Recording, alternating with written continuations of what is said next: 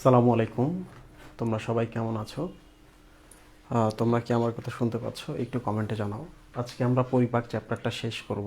এখানে কিছু প্রশ্ন আসে, খুব ইম্পর্টেন্ট প্রশ্ন, এগুলো নিয়ে আজকে আমরা ক্লাসে আলোচনা করব।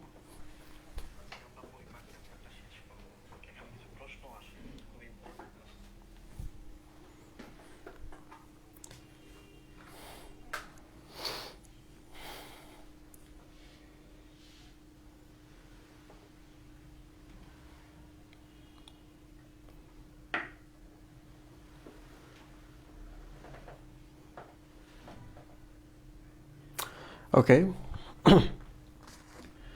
যেহেতু শুনতে পাচ্ছ, আমরা তাহলে আজকে ক্লাসটা শুরু করতে পারি। দেখো, প্রথম দিনে আমরা শিখেছি বিভিন্ন অঙ্গগুলা, যান্ত্রিক পরিপাকগুলা। সেকেন্ড ডেতে আমরা দেখেছি রাসায়নিক পরিপাক এবং বিভিন্ন অঙ্গ, অগ্নাশয়, পাকস্থলী, এগুলো দেখেছি। তো আজকে আমরা দেখব পরিপাকগুলো যে হচ্ছে, এই রসগুলো কিভাবে ক্ষরণ হচ্ছে, কোন হরমোনগুলো কাজ করছে এখানে। এতদিন আমরা এনজাইম দেখে এসেছি, আজকে আমরা হরমোন দেখব। পাশাপাশি ওবেসিটি তো দেখবই, এই যে খাদ্য পরিপাকের পর কি হয় এটাও দেখব। লোক, প্রথমে আমরা চলে আসি পরিপাকের সময় কিভাবে রস ক্ষরণ হচ্ছে। মুখের মধ্যে আমরা খাবার দিলাম, খাবার দেওয়ার সাথে সাথে মুখ থেকে লালা ক্ষরণ হয়। কিভাবে হয়? তাহলে আমরা প্রথমে দেখব লালা ক্ষরণ।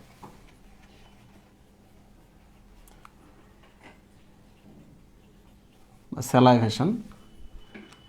একটু ভালো করে খেয়াল করো যে আমাদের মুখে বিভিন্নভাবে লালাক্ষরণ হতে পারে। একটা হচ্ছে মুখে যদি আমরা খাবার দিই, মুখটা ভিজে যাবে, লালাক্ষরণ হবে। মাঝে মাঝে যদি আমরা এমন হয় যে তেঁতুলের কথা চিন্তা করছি, মুখে লালা চলে আসতেছে। যে কখনো তেঁতুল খায় নাই সে কিন্তু কখনো তেঁতুলের কথা শুনলে মুখে লালা আসবে না। এরপর তুমি রমজান মাসে প্রাইভেট পড়ে কিংবা কলেজ থেকে যাচ্ছ বাসায়, তো দেখতেছো যে এক জায়গায় ইফতারি বিক্রি করতেছে, দূর থেকে দেখতেছো, তোমার কিন্তু মুখে লালা চলে আসে। কিংবা হতে পারে তুমি অনেক ক্ষুধার্ত, পাশের বাসার আন্টি রান্না করতেছে, জানালা দিয়ে গন্ধ আসতেছে। বিশেষ করে যারা মেসে থাকো তাদের এই কষ্টটা হয়, মুখে লালা চলে আসে কিন্তু খাওয়ার কোনো উপায় নেই। তো লালা বিভিন্নভাবে আসতে পারে, মুখে খাবার দিলেও আসে, না দিলেও আসে। তো আমরা দুই ভাগে ভাগ করি এটাকে। একটা হচ্ছে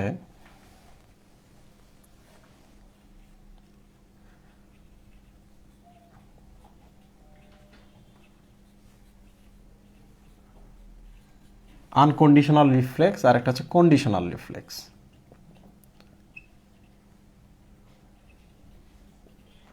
একটু ভালো করে দেখো, এই রিফ্লেক্স শব্দটা আসলে কি। রিফ্লেক্স শব্দটা হচ্ছে কোনো একটা ঘটনা ঘটতেছে, ওই ঘটনাটাকে হচ্ছে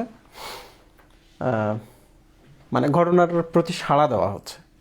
ধরা যাক তোমাকে কেউ চোখের মধ্যে এরকম করে গুঁতা দিচ্ছে, তোমার চোখটা কিন্তু অটোমেটিকলি বন্ধ হয়ে যাবে। এটা কিন্তু তুমি চাও নাই। তাহলে রিফ্লেক্সগুলা ঐচ্ছিক না অনৈচ্ছিক? অনৈচ্ছিক। ইচ্ছা করে কিন্তু তুমি চোখটা বন্ধ করো নাই। আবার দেখো, তোমার গলার মধ্যে খাবার আটকে গেছে, তোমার নাকের মধ্যে খাবার ঢুকতেছে, তোমার ট্রাকিয়ার মধ্যে বা শ্বাসনালীর মধ্যে খাবার ঢুকতেছে, কাশি হচ্ছে, হাঁচি হচ্ছে, এগুলোও কিন্তু তুমি ইচ্ছা করে করো নাই। রাইট? তাহলে রিফ্লেক্স হচ্ছে কি? অনৈচ্ছিক ব্যাপার বা ইনভলান্টারি। লুক, এখন আমরা দেখবো এগুলোর বাংলা অর্থ কি, কোনগুলো মানে কোনটা কোন ধরনের রিফ্লেক্স। তাহলে রিফ্লেক্স আসলে ব্যাপারটা হচ্ছে তোমার শরীরকে সেভ করার জন্য যা ঘটতেছে তাই, রাইট? মানে এটা হচ্ছে থার্ড ল টাইপের, নিউটনের থার্ড ল। ধাক্কা ধাক্কা তুমি আঘাত করছো, ক্রিয়া করছো, সে প্রতিক্রিয়া দেখাচ্ছে, এইটাই হচ্ছে রিফ্লেক্স। তো যাই হোক, এটা বাংলা একটা মিনিং করা আছে, খুবই হাস্যকর মিনিং। তাছাড়াও আমি দেখাই আগে জিনিসটা কি, একটু ভালো করে খেয়াল করো। লালাক্ষরণ দুই ধরনের রিফ্লেক্স, তার মানে মুখে খাবার আসতে পারে, চিন্তা করতে পারো তোমার মুখে লালাক্ষরণ হচ্ছে। হাত আসতেছে, চোখ বন্ধ হচ্ছে, ঠিক তেমনি মুখে খাবার আসতেছে বা চিন্তা করছো, লালাক্ষরণ হচ্ছে। তাহলে লালাক্ষরণটাই কিন্তু রিফ্লেক্স, নট খাবার আসাটা। হাত আসতেছে চোখে, তোমার চোখটা বন্ধ হয়ে যাচ্ছে, তাহলে চোখটা বন্ধ হয়ে যাওয়াটাই হচ্ছে কি? রিফ্লেক্স। ওকে, এখন দেখো, আনকন্ডিশনাল শুরু হয় ইউ বর্ণ দিয়ে, কন্ডিশনাল শুরু হয় সি দ্বারা। তো এখানে কোনটা দেখে মনে হচ্ছে হাঁ করে আছে? কোনটা? ইউ। তাহলে যদি হাঁ করে থাকে, ইউ মানে হচ্ছে হাঁ করে থাকা। হাঁ করা মানে কি? খাবার দিতে হবে, খাবার। তাহলে ভুল করা যাবে না। আমি নিজে ভুলে যেতাম যে কোনটা কন্ডিশনাল কোনটা আনকন্ডিশনাল, মাঝে মাঝে ভুল হয়ে যেত। তো এখন মনে রাখবা, ইউ মানে হচ্ছে হাঁ, হাঁ মানে হচ্ছে মুখে খাবার থাকলে যে ঘটনাটা, ওইটাই হচ্ছে আনকন্ডিশনাল। ক্লিয়ার? তাহলে আমি এখানে লিখলাম মুখে খাবার। ওকে, তার মানে কন্ডিশনাল কোনগুলা দেখো, খাবারের চিন্তা করছো, মুখে লালা আসতেছে, যেমন তেঁতুল। খাবারের গন্ধ, গন্ধ পাচ্ছ, মুখে লালা আসতেছে। খাবার দর্শন, খাবার দেখলা দূর থেকে, খাবারটা মনে হয়েছে ভালো, সাথে সাথে তোমার কিন্তু মুখে লালা চলে আসবে। তাহলে মুখে খাবার বাদে যত ঘটনা সবগুলোই হচ্ছে কন্ডিশনাল রিফ্লেক্স। ক্লিয়ার? আচ্ছা, এবার একটু বলো তো, তোমার মায়েরা কিন্তু আমাদের কোনো শর্ত ছাড়াই বড় করে, রাইট? খাদ্য দেয়, সব কিছু দিচ্ছে।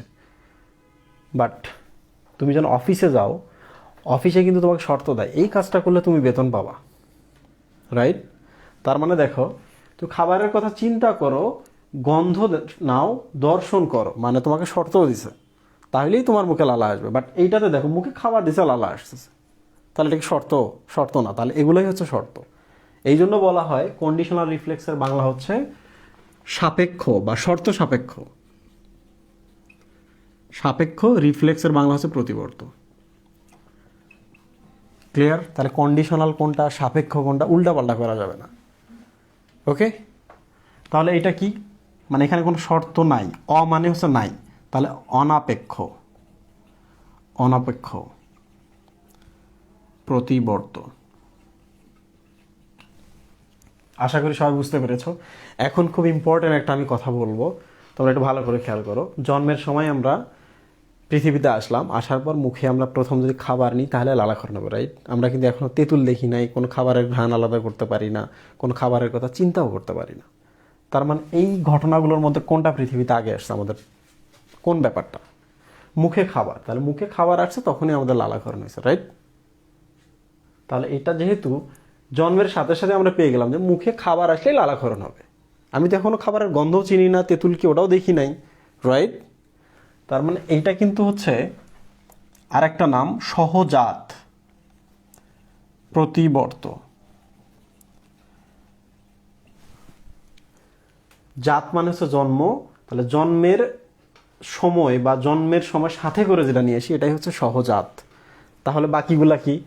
খাবার দর্শন, খাবারটা তুমি দেখলে লালা আসবে, কারণ কি? খাবারটা তুমি চেনো, এই জন্য মুখে লালা আসতেছে, রাইট? যেমন আমি কখনোই ড্রাগন ফল খাই না, তাহলে ড্রাগন ফল দেখলে আমার কখনোই মুখে লালা চলে আসবে না। আমি কখনো তেঁতুল খাই নাই, জীবনেও আমার মুখে লালা আসবে না। তাহলে যেদিন তেঁতুল খাবো সেদিন থেকে তেঁতুলের কথা চিন্তা করলে লালা আসবে, যেদিন খাবার চিনবো সেদিন থেকে খাবার দেখলে লালা আসবে, রাইট? যেদিন আমি বুঝবো যে এটা আসলে খারাপ জিনিসের গন্ধ না, এটা খাবারের গন্ধ, সেদিন থেকে লালা আসবে। তার মানে জন্মের পর আমি এগুলো অর্জন করে নিচ্ছি, রাইট? তাহলে এইগুলাকে আমরা আরেকটা কি বলতে পারি? অর্জিত প্রতিবর্ত। তো তোমাদের বলে রাখি, আমরা তো প্রতিরক্ষায় দেখেছিলাম যে সহজাতের ইংলিশ হচ্ছে ইননেট, নেট মানে কিন্তু জন্ম, জাতক বা জন্ম। তাহলে জন্মের সাথে যেটা আমরা নিয়ে এসি এটা হচ্ছে ইনেট রিফ্লেক্স, আর অর্জন করে যেটা সেটা অ্যাকোয়ার করা, তাহলে অ্যাকোয়ার্ড রিফ্লেক্স। তাহলে কখনো ভুল হবে আর এগুলা? তোমরা কি আমার কথা সবাই বুঝতে পারছো? সব কিছু কি ঠিকঠাক আছে কি না একটু কমেন্ট করো।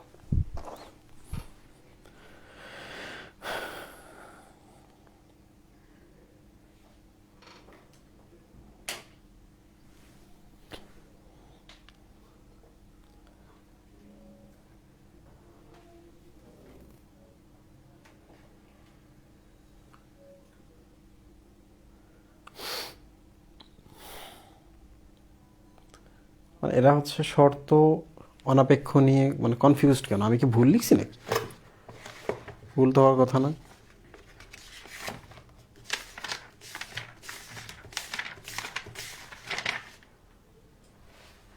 আনকন্ডিশনাল ঠিকই আছে, আনকন্ডিশনাল ঠিক আছে।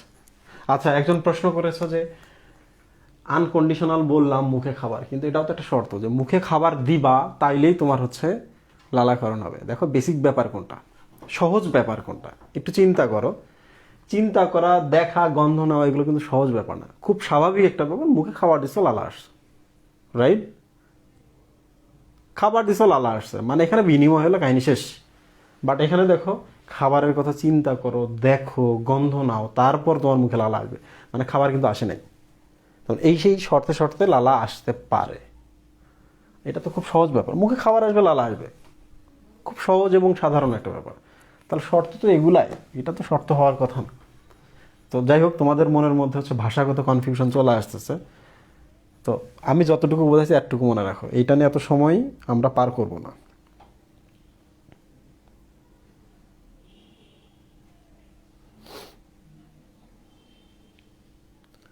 আরেকটা প্রশ্ন ছিল,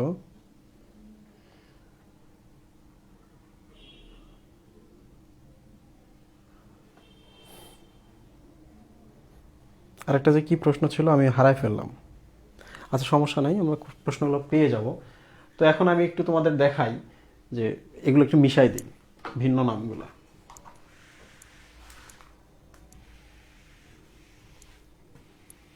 কি কি ঘটনা ঘটে এখানে একটু দেখো।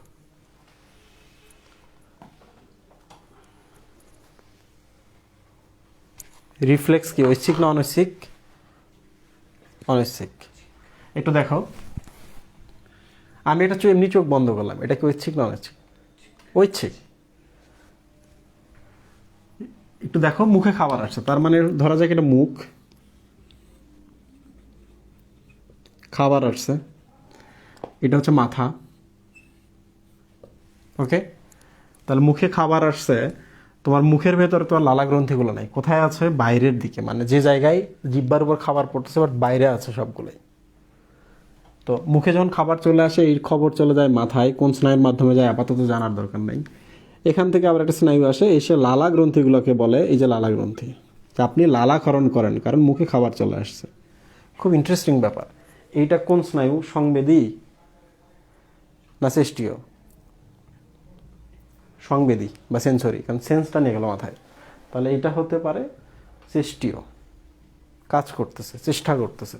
তো যাই হোক না কেন, দেখো যেহেতু এইটা মাথায় চলে গেল খবরটা, তার মানে স্নায়ুর মাধ্যমে এটা জড়িত, রাইট? ঠিক কিনা? তো এই জন্য এটাকে কিন্তু স্নায়বিক পর্যায়ে বলা হয়, ক্র্যানিয়াল। আমি ভুল করে ফেলছি, আচ্ছা এক সেকেন্ড একটু দাঁড়াও।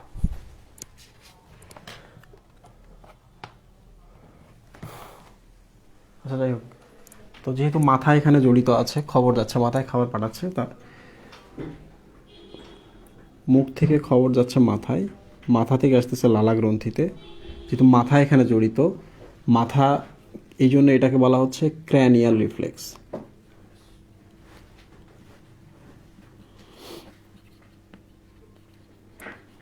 ক্র্যানিয়াম মানে কি? কমেন্টে বলো তো, ক্র্যানিয়াম মানে কি? খুব দ্রুত বলো। আরেকটা কথা, সেটা হলো এই যে খাবারের কথা চিন্তা করা, খাবার দেখে গন্ধ নিয়ে মুখে লালা আসে, এইটা কিন্তু লাস্ট চ্যাপ্টারে বিজ্ঞানী প্যাভলভ পরীক্ষা করে দেখিয়েছে। ওই যে একটা কুত্তা বেঁধে রাখছে, কুত্তার মুখ দিয়ে কি ধরতেছে? লালা। তার মানে এইটা থেকে শুধু জানতে হবে যে কন্ডিশনাল রিফ্লেক্স আবিষ্কার করেছেন, প্রমাণ করেছেন বিজ্ঞানী প্যাভলভ। ক্লিয়ার? এখান থেকে আর কোনো প্রশ্ন আসবে না। উদাহরণগুলো আসবে, এটার নাম যে ক্র্যানিয়াল রিফ্লেক্স, এই নামটা আসবে, আর কন্ডিশনাল রিফ্লেক্স কি কি, এই নামগুলো আসতে পারে। এই চারটে একসাথে দিয়ে বললো কোনটি কন্ডিশনাল রিফ্লেক্স নয়, তার লালাক্ষরণ শেষ। আর লালাক্ষরণ যখন পড়বা তখন লালা গ্রন্থি পড়বা, কতগুলো আছে, কোথায় আছে, দৈনিক কতটুকু লালাক্ষরণ হয়, এটা পড়বা।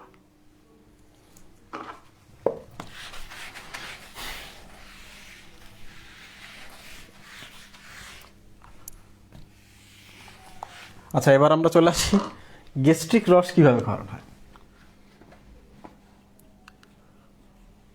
তোমাদের বিরক্ত লাগলে জানাবো আমাকে, আমি ব্রেক দেব।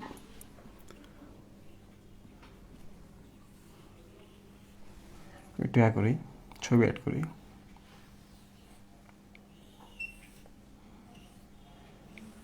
এই হচ্ছে ছবি, ধরা যাক এখানে আমাদের হচ্ছে ব্রেন।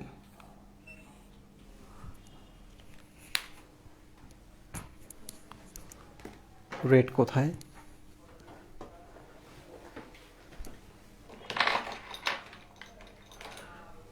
দেখো এখন যখনই আমরা গ্যাস্ট্রিক রস ক্ষরণের কথা বলতেছি, গ্যাস্ট্রিক মানে হচ্ছে পাকস্থলী, তাহলে এখানে রস ক্ষরণ হবে, রাইট? তাহলে এখানে কখন কখন রস ক্ষরণ হয়, কিভাবে বাড়ে, কিভাবে কমে, এখন আমরা এইটা দেখব। খুব ইম্পর্টেন্ট এটা। প্রথমে আমি একটু ভাগ করে নিই আগে।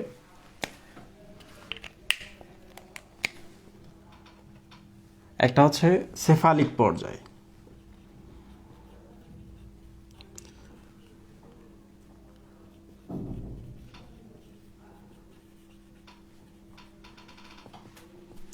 দুই নম্বরটা হচ্ছে, এখানে কিন্তু আমরা কিছু হরমোনের ব্যাপার স্যাপার দেখবো, তাহলে কেউ এই সময় লাইভ থেকে যাবা না। দুই নম্বরটা হচ্ছে গ্যাস্ট্রিক পর্যায়।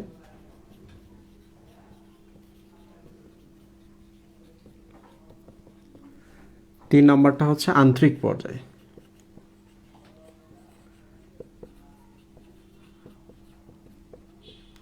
একটু দেখো ভালো করে, নামগুলো কিন্তু কেন রাখা হয়েছে, নামগুলো দেখেই তুমি বুঝতে পারবো খাবার এখন কোথায় আছে।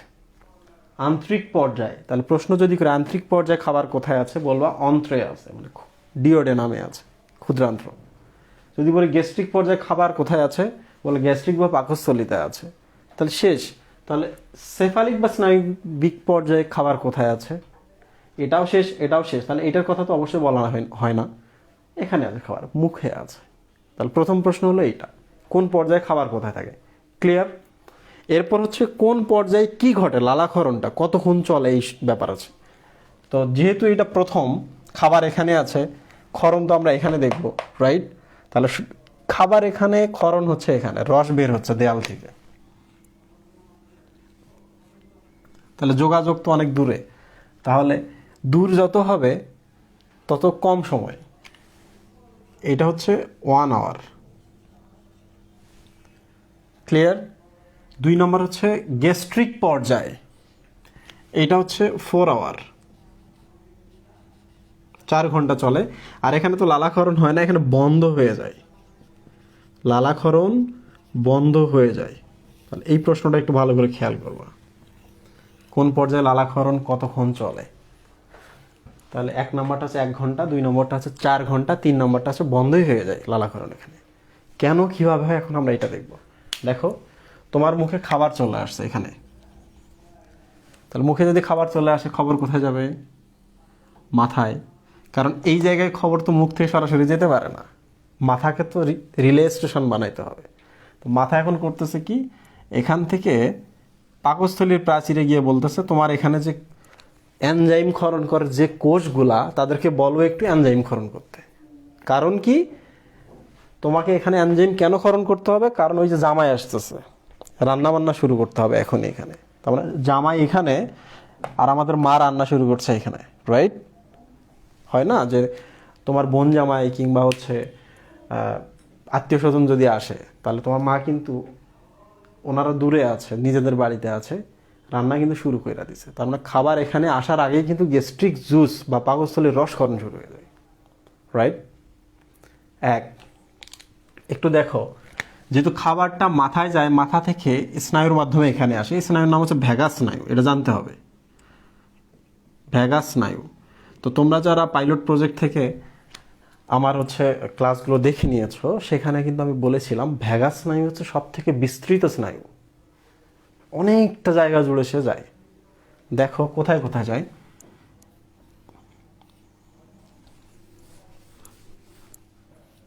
এটা যদি মানুষ হয়, এটা হচ্ছে মানুষের হৃৎপিণ্ড, এটা হচ্ছে মানুষের ফুসফুস, এটা হচ্ছে মানুষের পাকস্থলী, আর এখানে হচ্ছে মানুষের ট্রাকিয়ার উপরে তো লেরিংস থাকে, ষড়যন্ত্র এটা। তাহলে ভ্যাগাস স্নায়ু দেখো মাথা থেকে এখানে যায়, এই যে এখানে যায়, এখানে যায়, দুই পাশ দিয়েও একটু যায়। তাহলে দেখো কয়টা শাখা, একটা শাখা। লেরিঞ্জে যাচ্ছে লেরিঞ্জিয়াল শাখা, ফুসফুসে যাচ্ছে তার মানে ফুসফুসীয় শাখা বা পালমোনারি শাখা। পালমোনারি মানে ফুসফুস। যেহেতু সে হৃৎপিণ্ডে যাচ্ছে, তার মানে এটা হচ্ছে হৃৎপিণ্ডীয় শাখা বা কার্ডিয়াক শাখা। পাকস্থলীতে যাচ্ছে, তার মানে হচ্ছে পাকস্থলীয় শাখা বা গেস্ট্রিক শাখা। তাহলে শাখা কয়টা হলো, চারটা। ভ্যাগাস স্নায়ু হচ্ছে চারটা শাখা। যদি আমি কখনো বলি পাকস্থলীতে খাবার নাই, ক্ষুধা লাগছে, কোন স্নায়ু বোঝাবে? ভ্যাগাস স্নায়ু। কারণ ভ্যাগাস স্নায়ু হচ্ছে মিশ্র স্নায়ু, সে সংবেদনশীলতা নিয়েও যায়, আবার ওখান থেকে নির্দেশনাও নিয়ে আসে। ক্লিয়ার? ক্ষুধা লাগলে কিন্তু সেই বোঝায় আমাদের। কাউরে খুব অ্যাসিডিটি হচ্ছে, অ্যাসিড ক্ষরণ হচ্ছে, তার মানে একটু দেখো তো খাবার এখানে, বা তুমি খাবারের কথা চিন্তা করছো, লালাক্ষরণ হচ্ছে এখানে। তো আমি যদি এখন এক কাজ করি, এই লাইনটা কেটে দিই, তাহলে খাবারের কথা চিন্তা যদি লাইনটা যদি কেটে দিই, তাহলে কি হবে? যেহেতু পেইনটা, এখানকার ব্যথাটা, এখানে নির্দেশনাও সে নিয়ে আসে, ব্যথাটাও নিয়ে যায় মাথায়। তাহলে আমি যদি এই লাইনটা কেটে দিই, পাকস্থলীর শাখাটা, তাহলে কি কখনো পাকস্থলী অ্যাসিডিটি হলে, ব্যথা হলে তুমি টের পাবা? জ্বালাপোড়া হলে পাবা না। ভ্যাগোটমি কিন্তু মাঝে মাঝে করা হয়, খুবই এক্সট্রিম হলে, সাবধান। আচ্ছা যাই হোক, এখন একটু আমি কথা বলি। এক নম্বরটাকে কেন মুখ গহ্বর পর্যায়ে আমরা বলছি না, এটাকে গ্যাস্ট্রিক পর্যায়ে বলছি, আন্ত্রিক পর্যায়ে বলছি? একটু দেখো, যেহেতু এই খবরটা মাথায় যায়, মাথা থেকে পাকস্থলীতে আসে, দ্যাট মিনস হচ্ছে স্নায়ু জড়িত, এই জন্য এটাকে বলা হয় স্নায়বিক পর্যায়। ক্লিয়ার? দুই নম্বর হচ্ছে যেহেতু মাথা জড়িত, এখানে স্নায়ুতে যাতায়াত করছে মাথা, মাথা মানে হচ্ছে সেফালো, রাইট?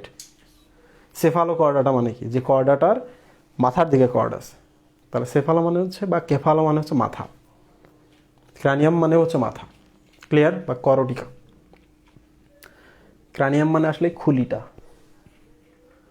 তো তোমাদের আমি একটা প্রশ্ন করতেছি, তোমরা এটা লেখো তো, কেন মস্তিষ্ক মানে হচ্ছে ব্রেন থেকে উৎপন্ন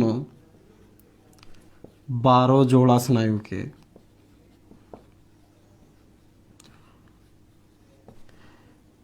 করটিক বা ক্রানিয়াল নার্ভ বলে?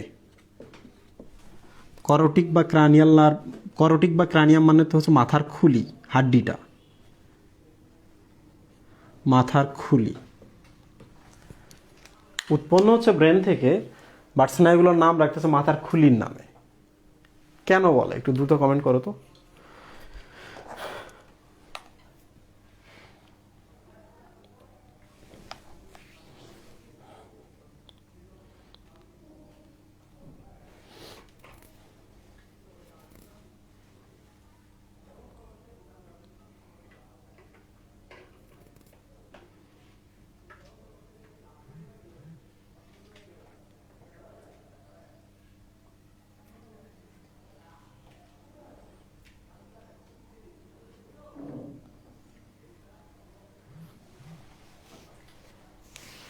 সুবি ভাই, আজকে খুব ইন্টারেস্টিং পার্ট আছে ক্লাসে।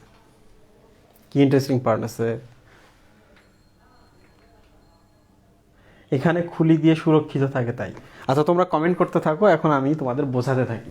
তাহলে সেফালিক পর্যায় শেষ। কি কি প্রশ্ন হয় সেফালিক পর্যায়ে মনে রাখবা? প্রথম প্রশ্ন হতে পারে গ্যাস্ট্রিক রস ক্ষরণের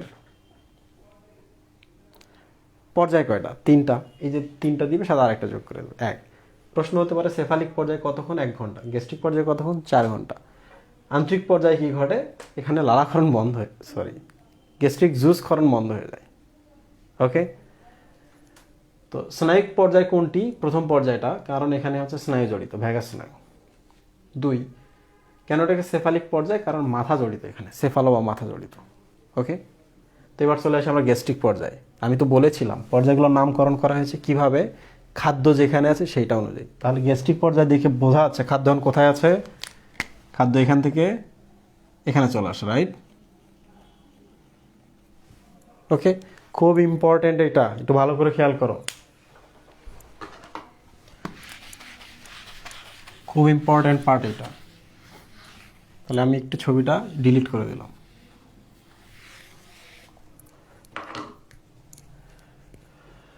গ্যাস্ট্রিক পর্যায়ে কি কি ঘটনা ঘটবে দেখো, তোমরা তো জানোই যে পাকস্থলীটা 5টা স্তরে বিভক্ত, right? Serosa, muscularis mucosa, sorry, serosa, তারপর পেশি স্তর, মাস্কিউলারিস মিউকোসা, মিউকোসা, 5টা স্তর তো, রাইট? 5টা স্তর আছে এখানে, কারণ পেশি স্তর তো 2টা লেয়ার। ঠিক আছে, তো এখন ঘটনা হচ্ছে তোমাদের বইতে কিন্তু 2টা প্লেক্সাসের কথা বলা আছে। প্লেক্সাস মানে কি, অনেকগুলো নিউরন যেখানে জড়ো হয় বা অনেকগুলো নিউরনের যখন কোষ দেহগুলো জড়ো হয় এটাকে প্লেক্সাস বলে, এটা নেটওয়ার্ক।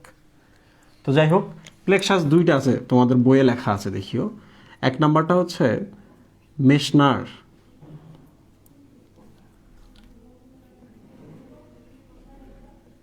মেশনার্স প্লেক্সাস। 2 নাম্বারটা হচ্ছে মাইন্টেরিক প্লেক্সাস।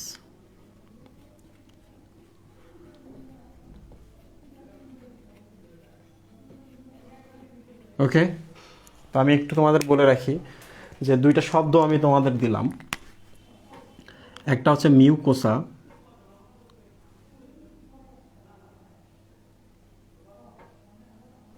আচ্ছা একটু পরে দিচ্ছি, তো একটু বলে রাখি তোমাদের, মাইন্টেরিক প্লেক্সাস, এই স্নায়ুগুলাকে আমরা কোথায় পাবো একটু দেখো। যে প্রাচীরটা আছে, প্রাচীরের একেবারে বাইরের দিকে থাকে হচ্ছে পেশি স্তর। পেশি স্তর 2টা, একটা হচ্ছে বৃত্তাকার আর একটা হচ্ছে কি বলে এটারে, সব তো ভুলে যাইতেছি, কি কি পেশি আছে,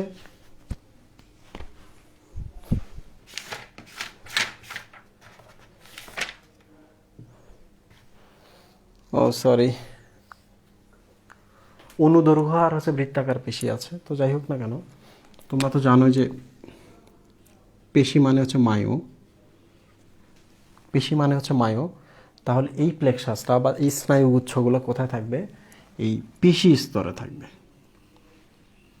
তাহলে মাইন্টেরিক প্লেক্সাস থেকে পেশি স্তরে, তাহলে দেখেই তোমরা বুঝতে পারছো মাইন্টেরিক প্লেক্সাসের কাজ কি। মাইন্টেরিক প্লেক্সাসের কাজ হচ্ছে, যেহেতু মায়ো মানে হচ্ছে পেশি, তারা পেশি স্তরে আছে এখানে। তোমরা তো জানোই পেশির কাজ হচ্ছে সংকোচন করা। তার মানে এই যে তোমাদের পাকস্থলীটা আছে, খাবার আসলে সে চাপ দিয়ে সংকুচিত করে গুঁড়ো করবে, এই কাজটা কে করবে? মাইন্টেরিক প্লেক্সাস করবে। তাহলে প্রশ্ন হতে পারে মাইন্টেরিক প্লেক্সাস কোথায় থাকে? পেশি স্তরে থাকে। মাইন্টেরিক প্লেক্সাসের কাজ কি? মায়ো মানে পেশি, পেশি মানে হচ্ছে সংকোচন করা, খাদ্যটাকে গুঁড়ো করা। ওকে, তাহলে মাইন্টেরিক প্লেক্সাসের টপিকটা আমরা আপাতত শেষ করলাম। এবার চলে আসি আমরা মেশনার্স প্লেক্সাস। এইটা কি প্লেক্সাস? এই যে দেখো, এখানে তো মিউকোসা একবারে ভেতরের দিকে। মিউকোসা মানে কি? মিউকোসা মানে হচ্ছে একটা লেয়ার যার উপরে মিউকাস বা পিচ্ছিল পদার্থ থাকে, রাইট?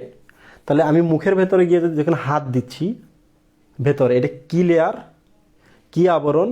মিউকোসা আবরণ, রাইট? কেন? উপরে হচ্ছে মিউকাস থাকে। মিউকাস মানে হচ্ছে যে তরল একটু পিচ্ছিল পিচ্ছিল, মিউসিন সমৃদ্ধ তরল। ওকে, তো মেশনার্স প্লেক্সটা থাকে হচ্ছে সাব মিউকোসায়। তার মানে হলো একবারে ভেতরে হচ্ছে মিউকোসা, এর পরেরটাই হচ্ছে সাব মিউকোসা।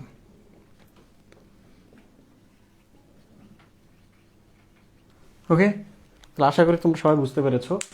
তাহলে মিউকোসার নিচে মানে কি, ইন্সপেক্টরের নিচে হচ্ছে সাব ইন্সপেক্টর, তাহলে একবারে বাইরে হচ্ছে মিউকোসা, এর নিচে বা এর পরেরটাই হচ্ছে সাব মিউকোসা, ওই জায়গাতে থাকে হচ্ছে মেসনার্স প্লেক্সাস। খুবই ইম্পর্টেন্ট, কারণ কি খাবার এখানে চলে আসছে, খাবার এখন এগুলোকে চাপ দিতেছে, চাপ দিলে নিচে স্নায়ুগুলো বুঝতে পারতেছে, রাইট?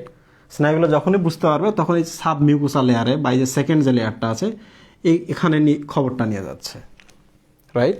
খাবার আসলে দেয়ালটাকে স্ট্রেস করবে, তার মানে এখানেও কিন্তু স্ট্রেস রিসেপ্টর আছে।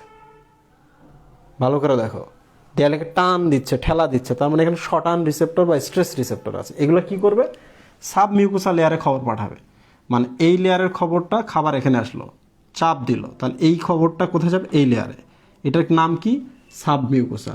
তাহলে এখান থেকে সে কি করবে, ক্ষরণ করা শুরু করবে। কি ক্ষরণ করা শুরু করবে, জুস।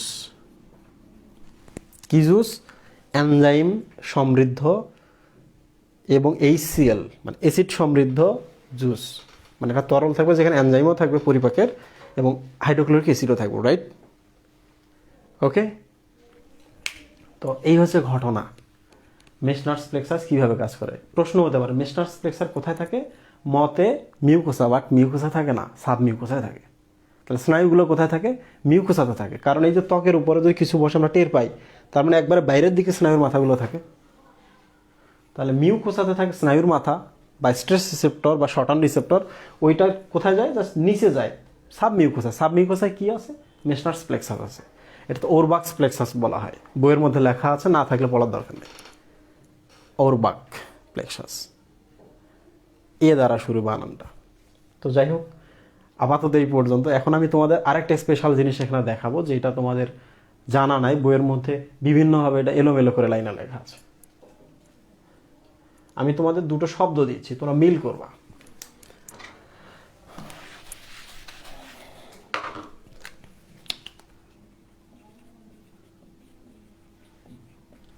Hormone, enzyme. তো এখানে ছোট্ট করে বলে রাখি, যেহেতু এটার নাম হচ্ছে কি গ্যাস্ট্রিক বা পাকস্থলী, রাইট?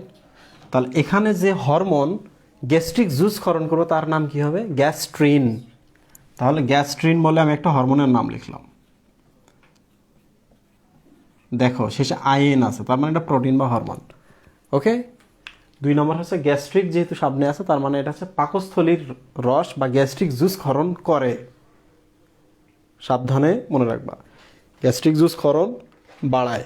ওকে, তো আমরা একটা হরমোন পেলাম, আর আমরা তো জানি যে এখানে যে তরলগুলো আসে ওখানে প্রচুর পরিমাণে এনজাইম থাকে, ওখানে কিন্তু আবার হরমোন নাই, কারণ হরমোন তো ফাঁকা জায়গায় আসে না, হরমোন যায় রক্তে রক্তে, ঠিক কিনা? হরমোন কিভাবে যায়, রক্তে রক্তে। তাহলে এবার একটু ভাবো তো, যে ওই যে আমি বললাম যে, আচ্ছা আমরা তো এখনো হরমোন কোন জায়গা থেকে বের হয় এটা দেখি নাই, একটু এখন দেখো। তোমাদের আমি দুটো শব্দ দিচ্ছি, একটা হচ্ছে মিউকোসা আর একটা হচ্ছে সাব মিউকোসা। এটা হচ্ছে 1 নম্বর, এটা হচ্ছে 2 নম্বর, এটা হচ্ছে ক, এটা হচ্ছে খ। তো তোমরা দ্রুত হচ্ছে আকারের ভিত্তিতে, আকার মানে বানানের আকারের ভিত্তিতে মিল করো তো, কোনটা কার সাথে যায়, কোন আকার কার সাথে মিলে যাচ্ছে, খুব দ্রুত বানানের আকার। আর প্রথমের প্রশ্নের আনসার ওরা কি দিচ্ছে দেখি।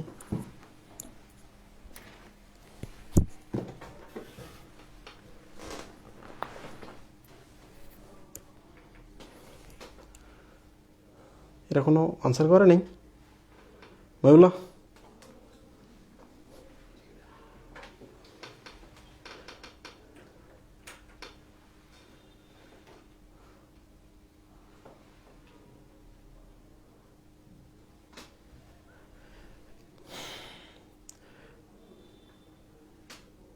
রেনিন হরমোন আর রেনিন এনজাইম এর উৎসস্থল কি আলাদা? আচ্ছা, রেনিন নিয়ে আমরা আরেকবার আলোচনা করব, আমি বলেছিলাম এর আগে, কেউ কমেন্টেও একটু আনসার দিয়ে দাও। মাথার খুলি দিয়ে সুরক্ষিত থাকে, তাই ক্র্যানিয়াল অস্থিগুলোর সংযোগস্থল দিয়ে নার্ভগুলো বিস্তৃত হয়েছে। সূচার ছিদ্র, না সূচার ছিদ্র দিয়ে নার্ভগুলো বিস্তৃত হয়নি। বলে রাখি, আমাদের মাথার খুলি, এটা খুলিতে কিছু ছিদ্র আছে, এটা তো সূচার ছিদ্র না। সূচার ছিদ্র কোনটা, সূচার ছিদ্র বলে কিছু নাই। সূচার মানে হচ্ছে এই যে এইরকম করে যেগুলো করাতের মতো এরকম করে আটকে আছে, ক্লিয়ার? তো এগুলো তো কোনো ছিদ্র নাই। এই যে চোখ একটা ছিদ্র, তার মানে এই পাশে কোন স্নায়ু বাইর হয়েছে? চোখ আছে এখানে, তার মানে এখানে হচ্ছে কোন স্নায়ু? চোখটা এটা কিন্তু ফানেলের মতো, বুঝছো? এই গর্তটা ফানেলের মতো, মানে ভেতরে গিয়ে শুরু হয়ে গেছে, এরকম শুরু হয়ে গেছে।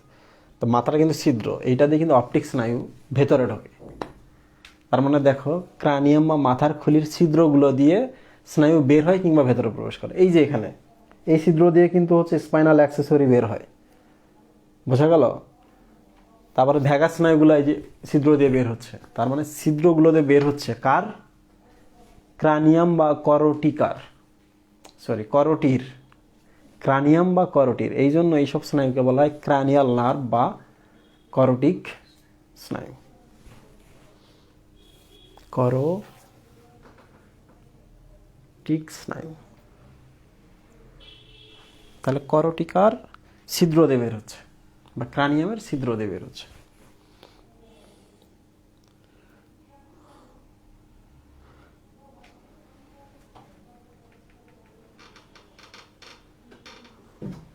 আচ্ছা, খুব সাবাস, সবাইকে অনেক ধন্যবাদ, তোমরা কিন্তু মিল করতে পারছো। দেখো, হরমোনটার সাথে কিন্তু মিউকোসা শব্দটা মিলে যায় সমান সমান।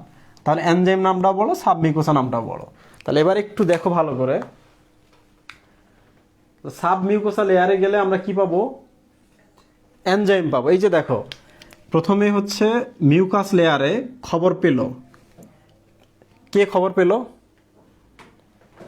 মিউকাস লেয়ারে যখন ধাক্কা লাগে তখনই কিন্তু শর্ট আর্ম রিসেপ্টরগুলো সাব মিউকোসায় কাকে পাঠায়? মেশনার প্লেক্সাস। কিছুক্ষণ আগে দেখালাম না, মেশনার্স প্লেক্সাস খবর পাঠায়। তখন ওরা কি করে? সাব মিউকোসা মানে কি? এনজাইম ক্ষরণ করা শুরু করে। তাহলে এখন কথা হচ্ছে, হরমোন নিঃসরণের কোষগুলো কোথায় আছে? মিউকোসাতে, একবার বাইরের লেয়ার আছে। তাহলে খাবার আসলে ওরা কিন্তু টের পায়, এই তো খাবার চলে আসছে। ক্ষরণ হয় কোথায়? থলির ভেতরে কি ক্ষরণ হয় এনজাইম যেভাবে ক্ষরণ হয়? না, ওরা রক্তে যায়। রক্ত দিয়ে কোথায় যায়? একটু পেছনের দিকে যায়। পেছনে মানে কোথায়? ওই যে সে পেশি স্তর, যে পেশি স্তরের ভেতর আছে মাইন্টেরিক প্লেক্সাস, মায়ো মানে পেশি, আর এন্টারো মানে হচ্ছে পরিপাক নালী। শুধু এখানে না, সব জায়গায় ওটা আছে। তার মানে হলো মিউকোসা লেয়ার থেকে যাবে হচ্ছে পেশি স্তর। পেশি মানে হচ্ছে মায়ো, মায়ো মানে এখানেই থাকে মাইন্টেরিক প্লেক্সাস। এটা তো আছেই, এটা তো আছেই। পাশাপাশি সে কিন্তু মিউকোসা থেকে সাব মিউকোসা যায়, গিয়ে বলে যে আপনি তো হচ্ছে স্ট্রেস পেয়ে এখন এনজাইম ক্ষরণ করছেন, এনজাইমের যে কোষগুলা, তো আমি আসলাম, আমি এখন আপনাদের বড় ভাই, আমি আপনাদের নিয়ন্ত্রণ করবো, আপনার এখন বেশি বেশি ক্ষরণ হন। ক্লিয়ার? তাহলে এই যে মিউকোসা লেয়ার থেকে গ্যাস্ট্রিন ক্ষরণ হয়, ওইটা একটু পেছনে গিয়ে এনজাইম ক্ষরণকারী কোষগুলোর উপরে যায়, গিয়ে বলে বেশি বেশি ক্ষরণ হন। কারণ কি? নিজের এলাকার এনজাইম। আচ্ছা, যাই হোক, আমি খুব বেশি পড়িয়ে ফেলেছি এটা।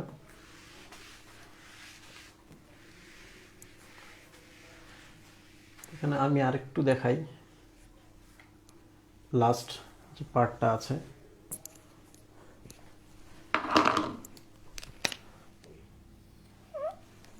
আন্তরিক পর্যায়ে, তার মানে দেখো, এখন দেখো খাবারটা এখন কোথায় আছে? অন্ত্রে আছে, রাইট? ডিওডেনামে চলে গেছে। ডিওডেনামে যদি চলে যায়, এখনও যদি এখানে এনজাইম ক্ষরণ হয়, এখনও যদি এখানে এইচসিএল ক্ষরণ হয়, তাহলে তো তুমি মারা যাবে রে পাগলা, তাই না? এই যে এইচসিএল ক্ষরণ হচ্ছে, এনজাইম ক্ষরণ হচ্ছে, খাবার কিন্তু নাই। তাহলে এইচসিএলগুলো এনজাইমকে সক্রিয় করবে, এনজাইমগুলো মানে সব প্রোটিন পরিপাককারী যদি এনজাইম হয়, তাহলে একবারে ফুটা করে ফেলবে, পাকস্থলীকে হজম করে ফেলবে। তার মানে এখন কি করতে হবে? দুইটা ঘটনা ঘটাইতে হবে। একটা হচ্ছে, ভাই আপনি আস্তে আস্তে থলিটা খালি করেন, কারণ খাবারগুলো এখানে আসলে জ্যাম বাদলে আমি পরিপাক করতে পারবো না। কে বলতেছে? ডিওডেনাম বলতেছে। তাহলে খাবারটা এখন স্লো করে দিতে হবে আসা, তার মানে এই মুখটা একটু হালকা বন্ধ করতে হবে। ওকে। 2 নম্বর হচ্ছে, যেগুলো খাবার আসছে এগুলোকে তো পরিপাক করতে হবে। একই সাথে কিন্তু শুধু যে খাবার আসা কমাইলে হবে না, এই সিএলও যেন বন্ধ হয়ে যায়, এনজাইম ক্ষরণও যেন বন্ধ হয়ে যায়, এই খবরটাও পাঠিয়ে দিতে হবে, ভাই খাবার এখানে, ওদিকে আপনি বন্ধ করেন।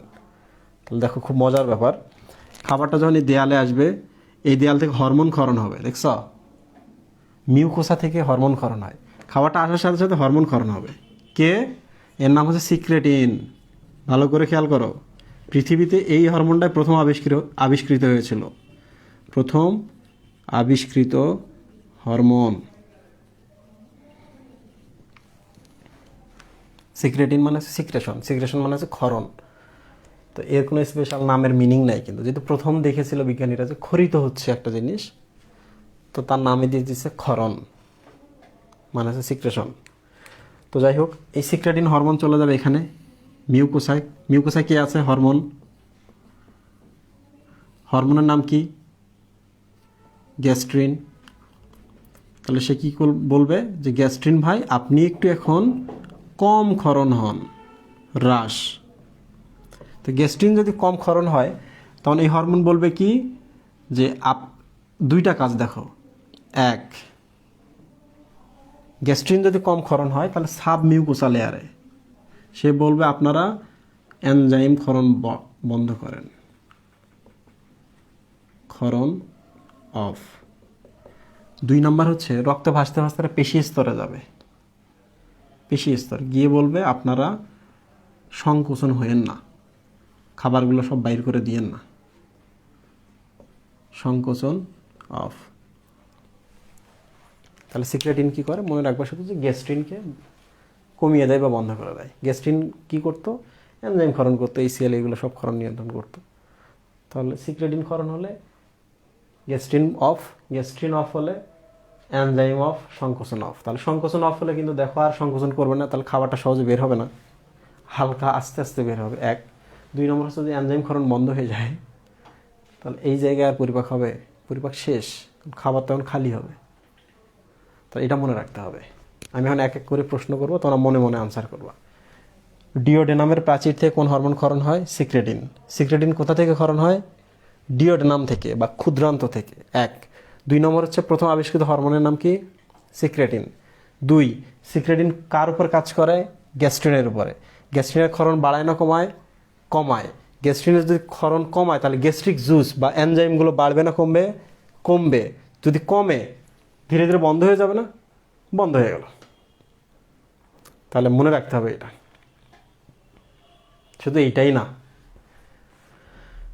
যদি কখনো এমন হয় যে খাবার আছে কিন্তু অনেক বেশি ACL ক্ষরণ হয়ে গেছে, তাহলে বিপদ না?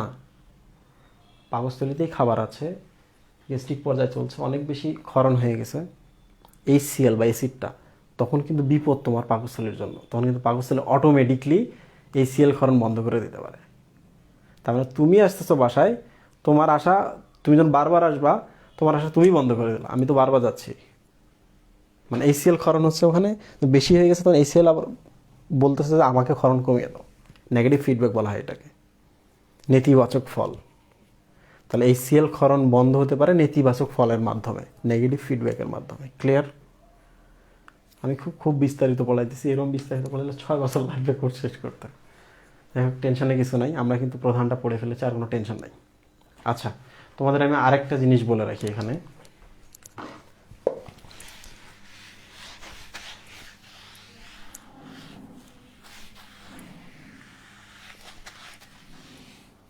সিক্রেটিন তো শুধু গ্যাস্ট্রিনকে কমালো তা কিন্তু না, এখান থেকে দুইটা হরমোন ক্ষরণ হয়, একটা হচ্ছে সিক্রেটিন আর একটা হচ্ছে কোলেসিস্টোকাইনিন, তোমাদের বইতে দেওয়া আছে। এটার আরেক নাম হচ্ছে প্যানক্রিওজাইমিন। ক্লিয়ার? তার কি কি নাম?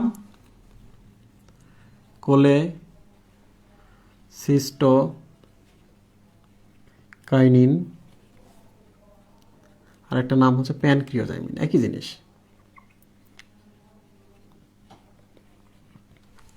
প্রিয় স্টুডেন্ট, একটু দেখো, খাবারটা এখানে চলে আসে তখনই তো সিক্রেটিন ক্ষরণ হয়, খাবারটা যখন এখানে আসে তখনই তো এইটা ওই দূরে ক্ষরণ হয়, রাইট? তার মানে হলো সিক্রেটিন এখানে গেল, বন্ধ করেন। এক। তাহলে এরা দুইজন বা এই হরমোনটা কই যাবে? এই হরমোনটা দেখো নাম দেখে বোঝা যায়, প্যানক্রিওজাইমিন মানে প্যানক্রিয়াস, প্যানক্রিয়াস মানে হচ্ছে অগ্নাশয়।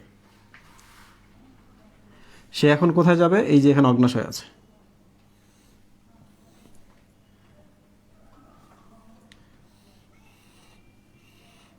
এই যে এখানে এসে সে উন্মুক্ত হয়েছে। খাবার তো এখন এখানে ক্ষরণ হচ্ছে, তার মানে এখানে যে খাবার আছে তাহলে অগ্নাশয়ের রস তো লাগবে এই জায়গায়। তাহলে যে প্যানক্রিওজাইমিন ক্ষুদ্রান্ত থেকে ক্ষরিত হয়ে প্যানক্রিয়াস বা অগ্নাশয়ে যাচ্ছে, গিয়ে অগ্নাশয়ের রস ক্ষরণ বাড়ায়। ওকে, শেষ। দুই, প্যানক্রিয়াজাইমিন যদি অগ্নাশয়ে না গিয়ে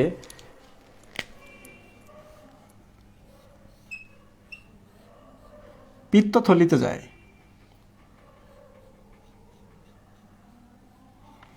তোমরা তো জানো এটা হচ্ছে পিত্তথলি, ওই এখানে এসে উন্মুক্ত হয় ক্ষুদ্রান্তে বা ডিওডেনামে। প্যানক্রিয়াজাইমিনটা প্যানক্রিয়াজে গেলে প্যানক্রিয়াজাইমিন বলে। তাহলে প্যানক্রিয়াস বা অগ্নাশয়ের ক্ষরণ বাড়ায় কখন? যখন খাদ্যটা ক্ষুদ্রান্তে আসছে, ডিওডেনামে আসছে, কারণ অগ্নাশয়ের নালী তো এখানে, রাইট? তখন দেখো যদি কোলেসিস্টোকাইনিন কখন নাম হবে এটা, যখন সে কোলে মানে হচ্ছে পিত্ত, বাইল বা পিত্তরস, সিস্টো মানে হচ্ছে থলি, তাহলে বাইল থলি বা পিত্তথলি। কাইনিন মানে হচ্ছে মুভমেন্ট। তোমরা তো জানোই যে কাইনেটিক মানে হচ্ছে গতি, রাইট? কাইনেটিক এনার্জি মানে গতিশক্তি, বুঝতে পারছো? তাহলে কোলেসিস্ট বা পিত্তথলিতে গেলে যদি ওইটাকে মুভমেন্ট বাড়ায়, মানে একটু চাপ দাও, এখন তরলটা বের হয়ে আসবে পিত্তরস, কারণ খাবার এখানে চলে আসছে। তো যাই হোক, তোমরা কিন্তু 3টা হরমোন পেলা। 3টা হরমোন মনে রাখবা যে এই হরমোনগুলা এখান থেকেই ক্ষরণ হয়, এখানেই কাজ করে। ভালো করে খেয়াল করো, এই হরমোনগুলো এখান থেকে ক্ষরণ হয়, এখানেই কাজ করে। এই জন্য এদেরকে আমরা কি বলবো? যে গলির কুত্তা ওই গলিতেই যদি ঘেউ ঘেউ করে, তাহলে ওই গলির কুত্তার নাম কি? লোকাল কুত্তা, লোকাল কুত্তা, রাইট? তার মানে তুমি তোমার এলাকায় মাস্তানি করতে পারবা, তুমি তোমার এলাকায় কাজ করতে পারবা, বাইরে করতে পারবা না। এরা এখান থেকে উৎপন্ন হচ্ছে, এখানেই কাজ করছে। তাহলে এগুলোর নাম হচ্ছে লোকাল হরমোন। শুধু এগুলোই না, আরো অনেকগুলো আছে। ওকে, তাহলে আমি এখন প্রশ্ন করবো, তোমরা আনসার করবো, আমি ব্রেক নেব। 1,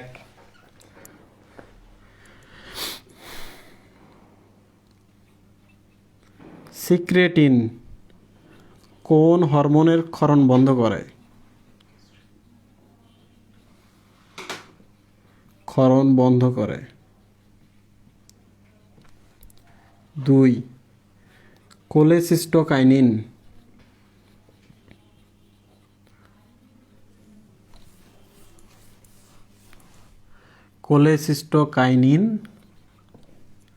আর হচ্ছে প্যানক্রিয়াজাইমিন।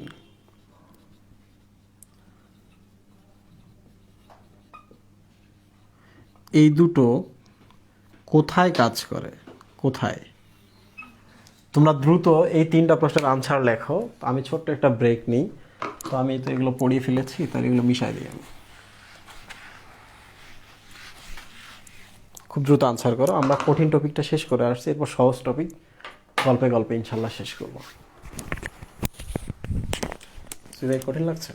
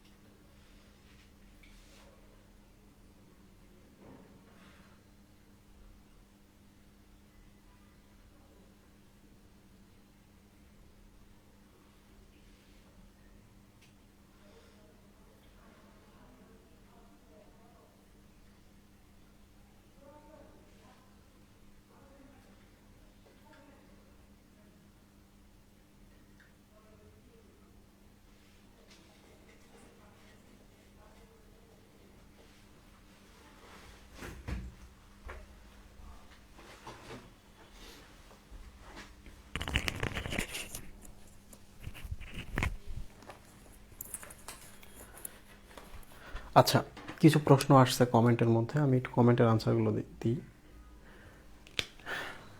তাসনিম প্রশ্ন করেছো কাইনিন আর কাইনেজ।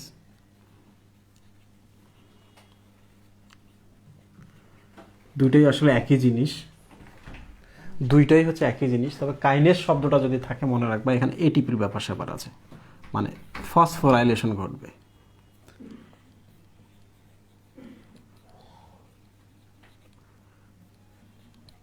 একই জিনিস, একই জিনিস।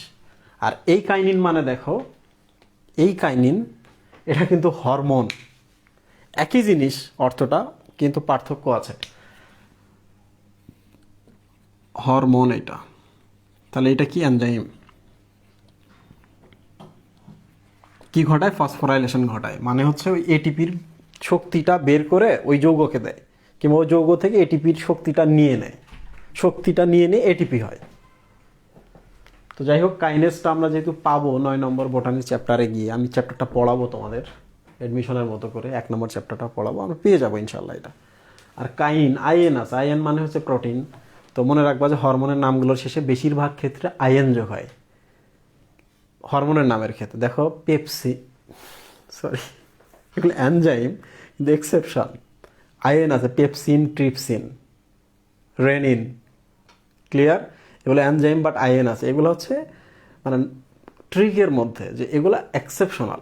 বাট আইএন মানেই প্রোটিন, আয়ন মানেই প্রোটিন, আয়ন মানেই হচ্ছে হরমোন। তোমরা দেখবা যে যতগুলো হরমোন আছে মোটামুটি বেশিরভাগের নামের শেষেই কিন্তু আইএন আছে, ক্লিয়ার? তো অ্যান্ড্রোজেন, টেস্টোস্টেরন এগুলো নামের শেষে কিন্তু আইএন নাই। আইএন মানে হচ্ছে প্রোটিন। তাহলে প্রোটিন দ্বারা তৈরি যেগুলো হরমোন, হরমোন এদের নামের শেষে আইএন থাকবে, এটা মনে রাখো।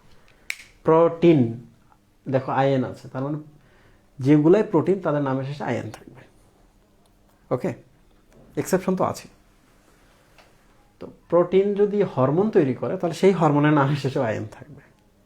বাট দেখো টেস্টোস্টেরন, তারপর হচ্ছে ওই ইস্ট্রোজেন, ইস্ট্রোজেন বানান কিন্তু এইরকম, স্ট্রোজেন বা ই দ্বারাও শুরু হতে পারে। ইসোফেগাস বানান কিন্তু ই দ্বারাও শুরু হয়, ও দ্বারাও শুরু হয়, ও ইএসও, ইসো। তো দেখো এগুলো নামের শেষে কিন্তু এগুলো হরমোন, কিন্তু আইএন নাই, তার মানে এইসব হরমোন কি না? প্রোটিন না। তাহলে এগুলো কিন্তু স্টেরয়েড হরমোন, যৌন হরমোনগুলো সব স্টেরয়েড হরমোন। তো যাই হোক, কাইনেজ আর কাইনিনের মধ্যে তোমরা পার্থক্য জানলা, একই জিনিস, মানে মিনিংটা একই, কিন্তু একটা হরমোন একটা এনজাইম।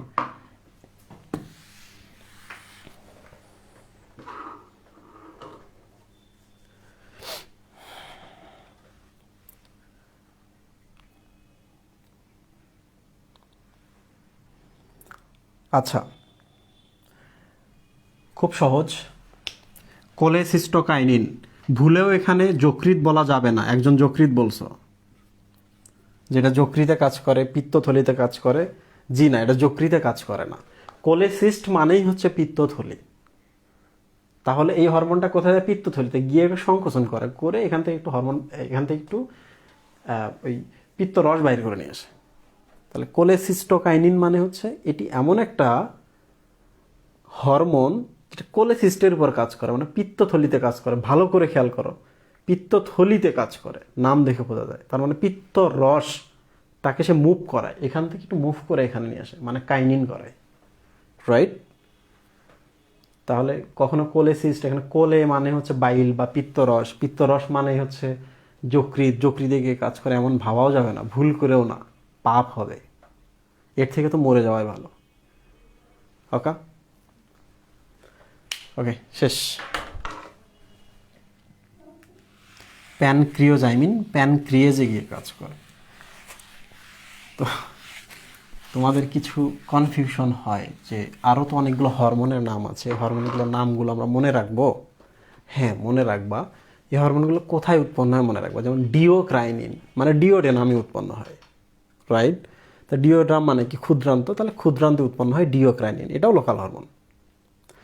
তারপর হচ্ছে ভিলিকাইনিন, তার মানে এটা ভিলাইতে উৎপন্ন হয়। ভিলাই কোথায় আছে? ওই ক্ষুদ্রান্তে আছে, তাহলে এটা ক্ষুদ্রান্তের হরমোন হতেই পারে। অ্যান্টারোকাইনিন, অ্যান্টারো মানে কি? পরিপাক নালী, এটাও কিন্তু ক্ষুদ্রান্তে উৎপন্ন হয়। তাহলে যত বাকিগুলো আছে সবগুলো কিন্তু ক্ষুদ্রান্তে হচ্ছে। বাট সোমাটোস্ট্যাটিনের ক্ষেত্রে কিন্তু উল্টা। সোমাটোস্ট্যাটিন কিন্তু পাকস্থলীতেও ক্ষরণ হয়, ক্ষুদ্রান্তেও ক্ষরণ হয়। একটু দেখে নিবা কোনটা কোথায় ক্ষরণ হয়। কাজগুলো যদি মনে রাখতে পারো খুব ভালো, না মনে রাখতে পারলে কোনো টেনশন নাই, এগুলো থেকে প্রশ্ন হয় না। ওকে, তোমরা কি সবাই আছো?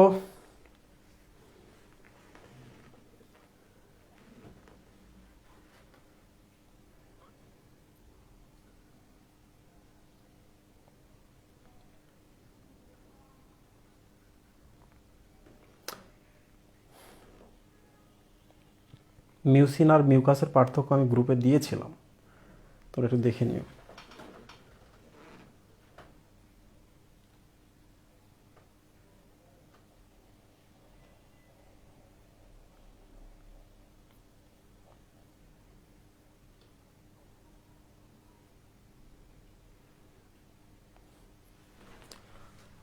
আরো অনেকগুলো প্রশ্ন চলে আসছে, তো আমি চ্যাপ্টারটা শেষ করি, যদি সময় থাকে ইনশাল্লাহ আমি সবগুলো প্রশ্নের আনসার করবো।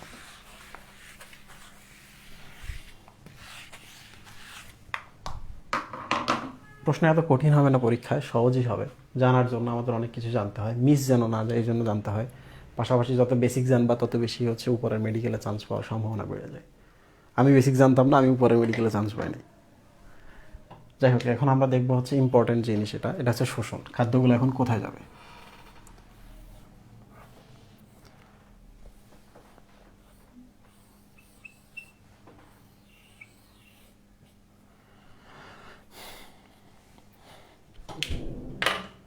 দেখো ভালো করে, খাদ্যগুলো মুখে পরিপাক হয়, পাকস্থলীতে পরিপাক হয়, ডিওডেনামে পরিপাক হয়, রাইট? তো এখন প্রশ্নটা হচ্ছে পরিপাক হওয়ার পর শর্করাগুলো হয়ে গেল গ্লুকোজ, গ্যালাক্টোজ,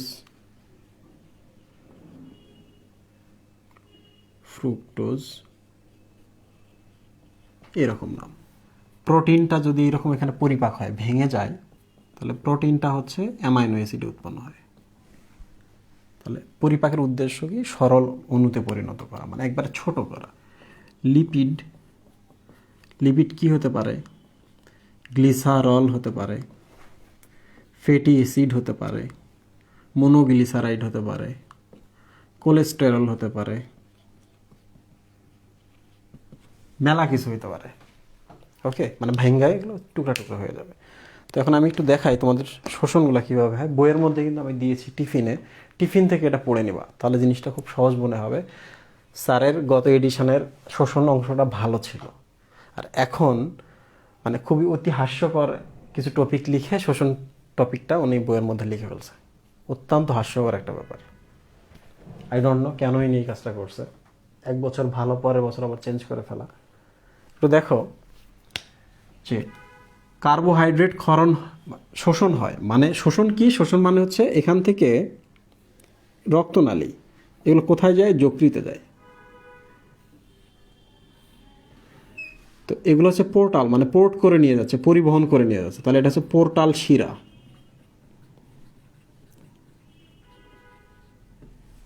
ওকে, পোর্টাল শিরা। তার মানে আমি যকৃতে নিয়ে যাব, যকৃতে গিয়ে ভালো যতটুকু প্রয়োজন ততটুকু সে বাকি জায়গায় ছড়াই দিবে, যকৃত থেকে আর বের হয়ে সারা শরীরে চলে যাবে। যেগুলো অতিরিক্ত সেগুলোকে সে নষ্ট করে ফেলবে, কারণ যে কোনো অতিরিক্ত জিনিস আমাদের জন্য খারাপ। যেমন অ্যামাইনো অ্যাসিড খুবই খারাপ একটা জিনিস, যতটুকু দরকার রাখবে বাকিটুকু সে ডিএমিনেশন করে প্রথমে অ্যামোনিয়া, তারপর ওখান থেকে অর্নিথিন চক্রের মাধ্যমে ইউরিয়া তৈরি করে বাইর করে দেবে। ওকে, গ্লুকোজ যতটুকু আসবে, যতটুকু লাগবে পাঠাই দিবে, বাকিটুকু গ্লাইকোজেন হিসাবে জমা করবে। যখন 100 গ্রাম গ্লাইকোজেন হয়ে যায় তখন বাকি সবগুলো গ্লাইকোজেনকে সারা শরীরে চর্বি হিসাবে জমা রেখে দেয়, রাইট? লিপিডের ক্ষেত্রে যে লিপিডগুলো আসে টুকরা টুকরা, এই লিপিডগুলোকে সে করে কি? যেখানে যেখানে দরকার সেখানে সেখানে পাঠিয়ে দেয়, আর বাকিগুলোকে কী করে? সারা শরীরে জমায় দেয়, জমিয়ে রাখে। তো যাই হোক, অ্যামাইনো অ্যাসিডের ক্ষেত্রে কিন্তু জমানোর ব্যাপার স্যাপার নেই। অ্যামাইনো অ্যাসিডের ক্ষেত্রে কিন্তু খুবই খারাপ, যতটুকু প্রয়োজন দিয়ে দেয়। বুঝতে পারছো? তো এখন আমি একটু দেখাই কোনটা কীভাবে শোষণ হয়। এখানে দুইটা আমরা টপিক শিখবো, একটা হচ্ছে সক্রিয় শোষণ, আর একটা হচ্ছে নিষ্ক্রিয় শোষণ।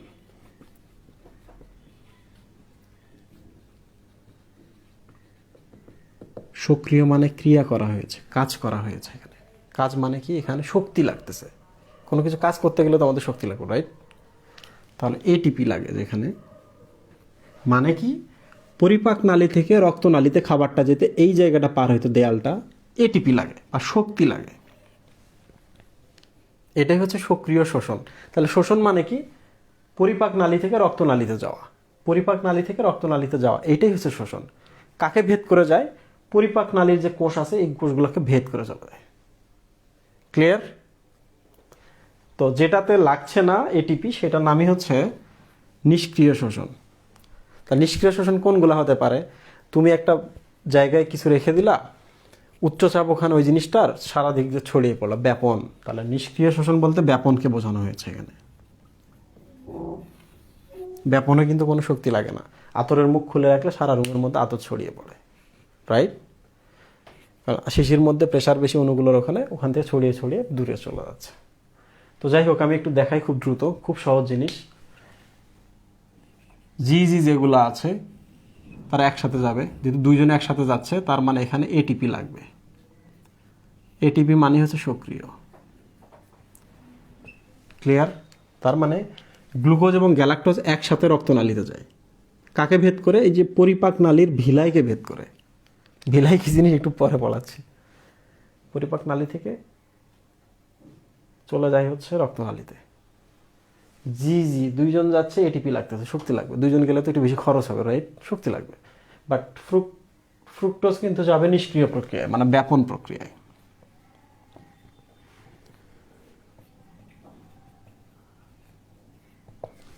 এবার চলে আসি আমরা প্রোটিনে। তো আমি তো দিয়েছিলাম টিফিনের মধ্যে যে এল অ্যামাইনো অ্যাসিড কিছু আছে আর কিছু ডি অ্যামাইনো অ্যাসিড আছে। দেখো, এল অ্যামাইনো অ্যাসিড মানে হচ্ছে লেভোরোটেটরি অ্যামাইনো অ্যাসিড। তো যেগুলো এল বা বাম, তোমরা তো জানো যে বামপন্থীরা কিন্তু দেখবা যে আন্দোলন করার ট্রাই করছে, অমুক জেলায় অমুক দিতেই হবে, প্রত্যেক থানায় ইউনিভার্সিটি চাই, এরকম কিছু ব্যাপার আছে না? তার মানে ওরা সবসময় একটা সক্রিয় মুভমেন্ট করার ট্রাই করছে। একটা সময় ছিল কিন্তু সবথেকে বেশি সক্রিয় মুভমেন্ট কিন্তু ওরাই করছে। তা লেফট বা বামপন্থী অ্যামাইনো অ্যাসিড যারা, তারা কিন্তু সক্রিয়।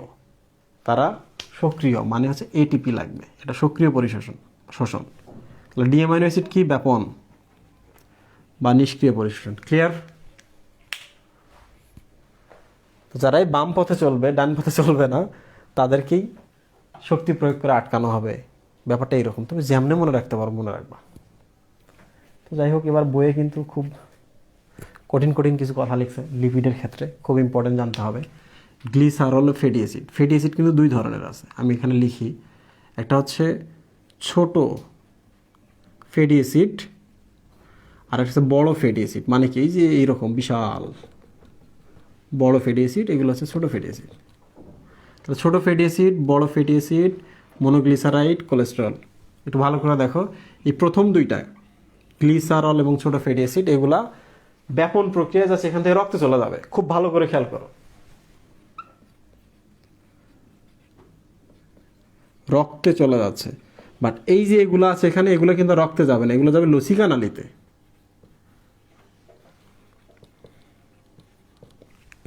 তোমরা কি সবাই আমার কথা বুঝতে পারতেছো? আমাদের কিন্তু কঠিন টপিকটা শেষ হয়ে যাচ্ছে এখন।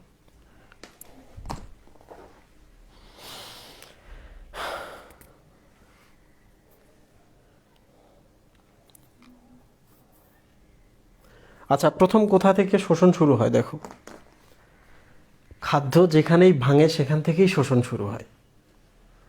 বোঝা গেল? মানে তুমি যখন রান্না করবা, রান্না করতে করতে তুমি খাওয়া শুরু করবা। মুখ গহ্বরে প্রথম তুমি যদি গ্লুকোজ সরাসরি খাও, গ্লুকোজ, চিনি, ফ্রুক্টোজ খাও, এখান থেকে কিন্তু শোষণ হওয়া শুরু হয়ে যায়, এখানকার রক্তনালীতে শোষণ হয়ে যায়।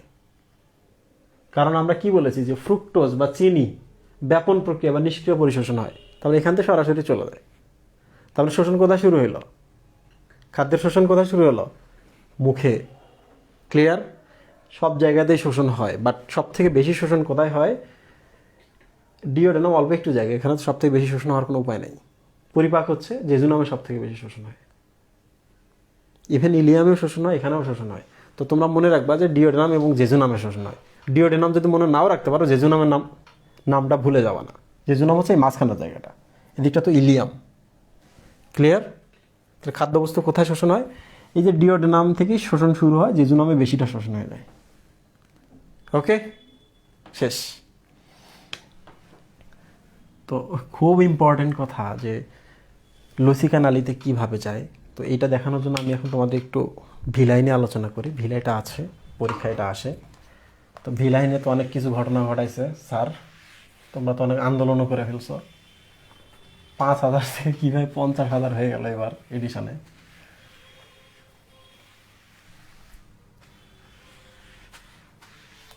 একটু দেখো, অল্প একটু জায়গা, এই যে এখান থেকে এখানে শোষণ, এখান থেকে এই জায়গার মধ্যে শোষণ হচ্ছে, অল্প একটু জায়গা, খাচ্ছি তো অনেকগুলো। তাহলে আমি যদি এখানে শোষণ করতে চাই, তাহলে আমাকে কী করতে হবে? জায়গাটা ভেতরে ভেতরে চেষ্টা করতে হবে যেন অনেক বড় করা যায়, তাই না? অল্প একটু জায়গার মধ্যে যেন বড় করতে পারি আমরা। যে রুমে বেশি মানে একটু ছোটাছুটির ব্যাপার থাকবে, সেই রুমে জাস্ট একটা বেড থাকবে, আর কিছু থাকবে না, পুরো রুমটা ফাঁকা থাকবে। ব্যাপারটা এরকম, মানে জায়গা বৃদ্ধি করতে হবে, তল বৃদ্ধি করতে হবে। তো স্পেশাল একটা ব্যাপার আছে পরিপাক নালীতে, সেটা হলো এই জায়গাটা একটু আমি জুম করি, কেমন হলো?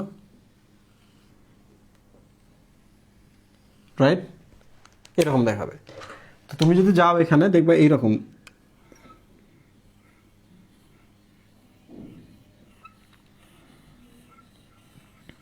আঙ্গুলের মতো এরকম অভিক্ষেপ আছে।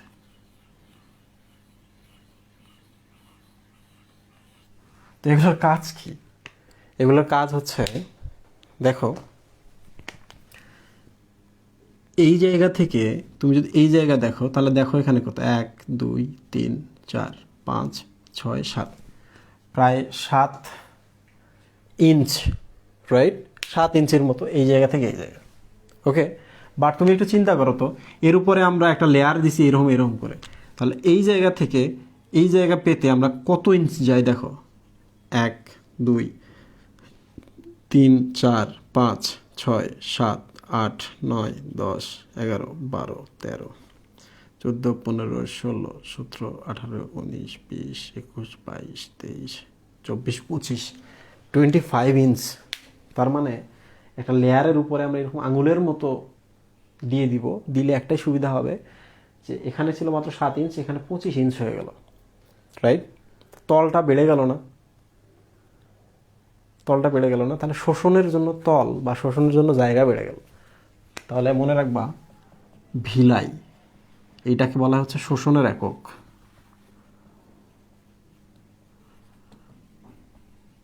কাজ কি? শোষণ তল বৃদ্ধি করে, একটুকু মনে রাখলেই হবে। বৃদ্ধি করে, ওকে? তাহলে ভিলাই মানে কি? আঙুলের মতো অভিক্ষেপ। তো স্টুডেন্ট, এখানে আরো ইন্টারেস্টিং ব্যাপার আছে, দেখো। এবার আমি এই জায়গাটাকে এবার আমি হচ্ছে জুম করব, ওকে? জুম করলে কেমন হয় দেখো।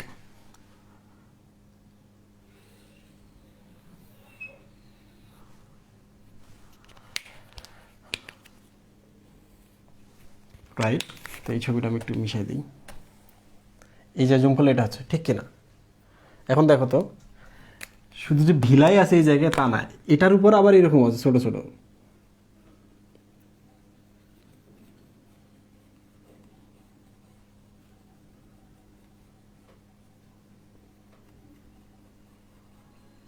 তাহলে এখন বলো তো আমার মহিবুল্লাহ, এই ভিলাইটা বড় না এই লালগুলো বড়? এই ভিলাইটা বড়, রাইট? তো এই ভিলাইটা হচ্ছে ভিলাই, তাহলে এই ভিলাইগুলো ছোট, মাইক্রো ভিলাই বলে এটাকে, ঠিক আছে? তাহলে ভিলাই এবং মাইক্রো ভিলাই দুইটাই মিলেই হচ্ছে শোষণতল বৃদ্ধি করছে। তো প্রশ্ন যদি এমন আসে, পরিপাক নালীতে শোষণতল বৃদ্ধি কে করছে, আনসার লিখব ভিলাই। আচ্ছা, আমি এখন শেষ করি টপিকটা। এটা হচ্ছে ক্ষুদ্রান্তে প্রায় 50,000 ভিলাই আছে। এই টোটাল ভিলাই 10 বর্গমিটার জায়গা তৈরি করে। 10 বর্গমিটার, বিশাল একটা জায়গা তৈরি করে। অর্থাৎ পেটের মধ্যে কতটুকু? ক্ষুদ্রান্ত অল্প একটু। সংখ্যা হচ্ছে 50,000, এটা মনে রাখতে হবে। আচ্ছা, ভিলাই থেকে আরেকটা শব্দ আছে তোমাদের জানতে হবে, মাইক্রোভিলাইয়ের আরেক নাম আছে, সেটা নাম হচ্ছে ব্রাশ বর্ডার। এই ব্রাশের মতো না এগুলা, এটা যদি আমি ছোট করি তাহলে এটা এইরকম হবে না, দেখতো ব্রাশের মতো না এগুলা, দাঁত মাজা ব্রাশের মতো না, তাহলে এটার নামই হচ্ছে ব্রাশ বর্ডার। তাহলে ব্রাশ বর্ডার কী দ্বারা তৈরি হয়? মাইক্রোভিলাই দ্বারা তৈরি হয়। তাহলে ভিলাইয়ের উপরে কি থাকে? মাইক্রোভিলাই থাকে বা ব্রাশ বর্ডার থাকে। প্রিয় স্টুডেন্ট, সব বুঝতে পারতেছো? একটু কমেন্ট করো দ্রুত।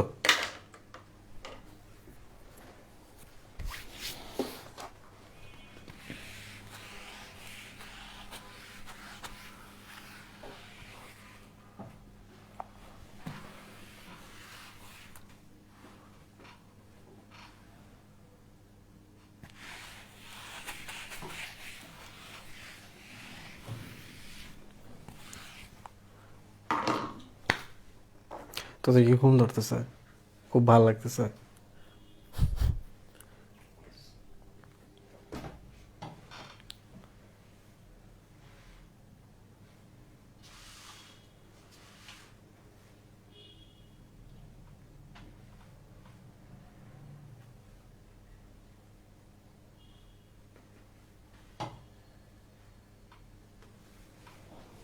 না না, এখানে তাসনিম মাহমুদ অনেক তুমি প্রশ্ন করেছো যে ইলিয়ামে তুমি আজীবন জেনে আসছো যে শোষণ হয়, পড়ে আসছো। তো আমরা যখন হচ্ছে মেডিকেলে পড়ছি, তো আমাদের বলতো টার্মিনাল ইলিয়ামে সব থেকে বেশি শোষণ হয়। টার্মিনাল ইলিয়াম মানে হচ্ছে প্রান্তীয় ইলিয়াম।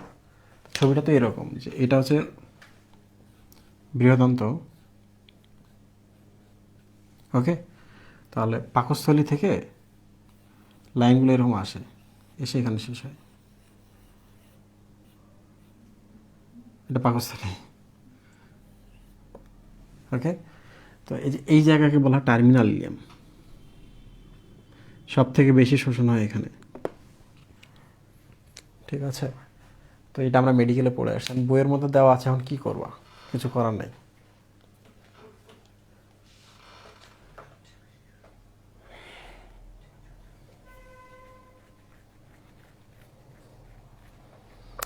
পাকস্থলীর প্রাচীরে তো রুগী থাকে, রুগীর কাজ কিন্তু শোষণ করা না। রুগী শব্দটার অর্থ হচ্ছে শক্ত, বোঝা গেল? রুগী শব্দের অর্থ কি? শক্ত। এই যে হয় না যে আমাদের এখানে কেটে গেল বা ছিলে গেল, এরপর একটা লেয়ার তৈরি হয় না, টান দিয়ে আমরা তুলে ফেলি, ওটা অনেক শক্ত না?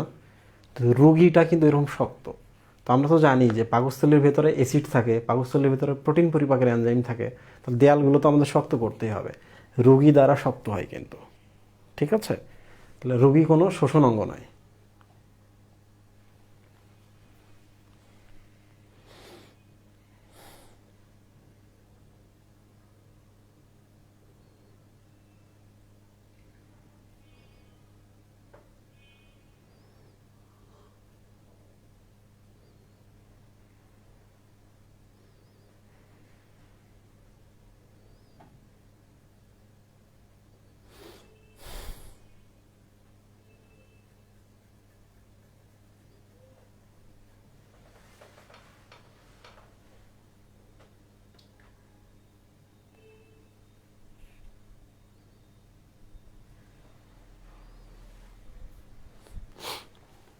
আচ্ছা, তো এখন আমি একটু বলি যে আমরা তো দেখলাম একবার যে এখান থেকে রক্তনালী তৈরি হয়, গ্লিসারল এবং ছোটো ফ্যাটি অ্যাসিডগুলো ব্যাপন প্রক্রিয়ায় রক্তে চলে যায়, ছোটো ছোটো এগুলো। তাহলে বাকি রইল আমাদের বড় ফ্যাটি অ্যাসিড, মনোগ্লিসারাইড, কোলেস্টেরল। একটু ভালো করে খেয়াল করো, এরা আসলে তৈরি করে মাইসেলি।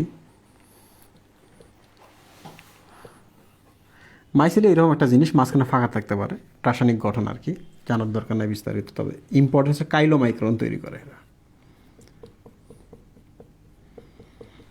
কাইলোমাইক্রন আসলে কি জিনিস? ভেতরে হচ্ছে ট্রাইগ্লিসারাইড, টিজি। দেখো, ট্রাইগ্লিসারাইড, মাঝখানে থাকে টিজি, আর বাইরে থাকে একটা হচ্ছে প্রোটিনের আবরণ। এটা হচ্ছে কিসের আবরণ? প্রোটিন। তবে নতুন বইয়ে যে সংস্করণ আসছে বিস্তারিত জানতে হবে। সেটা হলো, তুমি যদি লিপিডের উপরে আবরণ দিতে চাও তাহলে প্রোটিন দিয়ে নিশ্চয় দিতে পারবো না, তাহলে তোমাকে কি করতে হবে? লিপোপ্রোটিন দিতে হবে।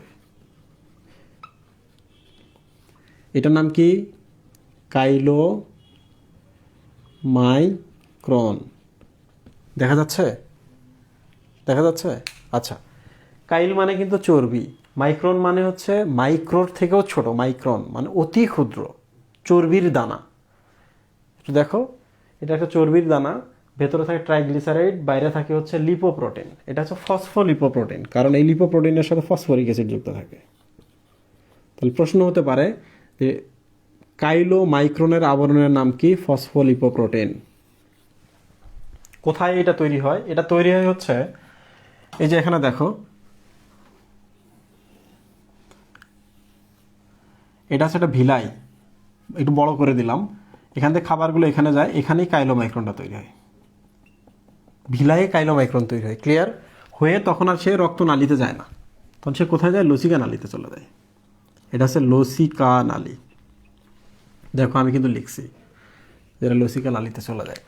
তো তোমরা তো জানো যে চর্বি সাদা, তাহলে লসিকা নালীতে যখন এই ভদ্রলোক যাবে কাইলোমাইক্রন, তখন এই লসিকা নালীগুলো সাদা হয়ে যাবে। সাদা মানে তো ল্যাকটোজ, রাইট? ল্যাকটোজ মানে দুধ, দুধ সাদাই হয়, তাহলে সাদা মানে হচ্ছে ল্যাকটোজ। তাহলে যখনই এই লসিকা নালীগুলো সাদা হয়ে যায় কার উপস্থিতিতে? চর্বি বা কাইলোমাইক্রন, তখন এর নাম হয়ে যায় ল্যাকটিয়াল।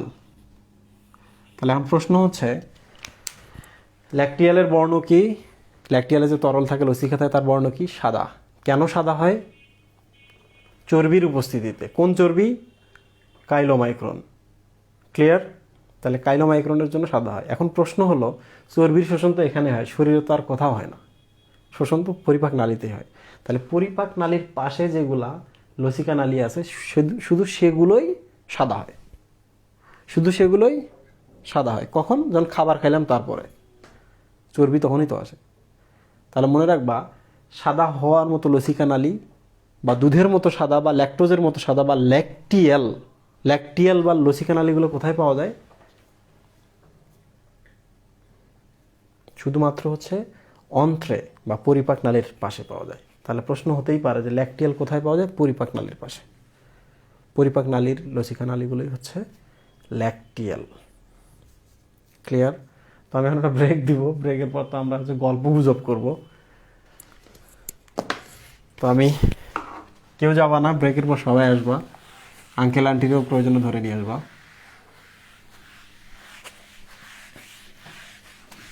এটা পড়তে হবে, লিপিডেরটা খুব ভালো করে পড়বা, পরীক্ষায় আসতে পারে। লিপিড কোথায় শোষিত হয় যদি প্রশ্ন করে, লুক আমরা তো দেখলাম যে গ্লিসারল এবং ছোট ফ্যাটি অ্যাসিডগুলো গেল রক্তনালীতে, বড় ফ্যাটি অ্যাসিডগুলা মনোগ্লিসারাইড কোলেস্ট্রলগুলো কোথায় গেল? গেল হচ্ছে লসিকা নালীতে। তাহলে প্রশ্ন যদি কখনো করে লিপিড কোন নালীর মাধ্যমে শোষিত হয়, বলবা ভিলাই থেকে, ভিলাইটা বাদ, বলবা যে লসিকা নালীতে শোষিত হয়, লসিকা নালীতে শোষিত হয়। কিছুক্ষণ আগে বললাম না কাইলোমাইক্রন, মাঝখানে কি আছে? টিজি, ট্রাইগ্লিসারাইড, বাইরে কি আছে? ফসফোলিপোপ্রোটিন। শুধু ফসফোলিপোপ্রোটিনে না, কোলেস্টেরলটাও ওই পাশে থাকে উপরে, রাইট? তো যাই হোক, শোষণটা পড়লা, এখন বৃহদান্ত্র এবং হচ্ছে ওবেসিটি আছে, এটা নিয়ে আমি একটু কথা বলবো। তোমার কেউ যাবা না, ব্রেক ছোট। প্রশ্নগুলো করতে থাকবো, আমি আনসার করার চেষ্টা করছি।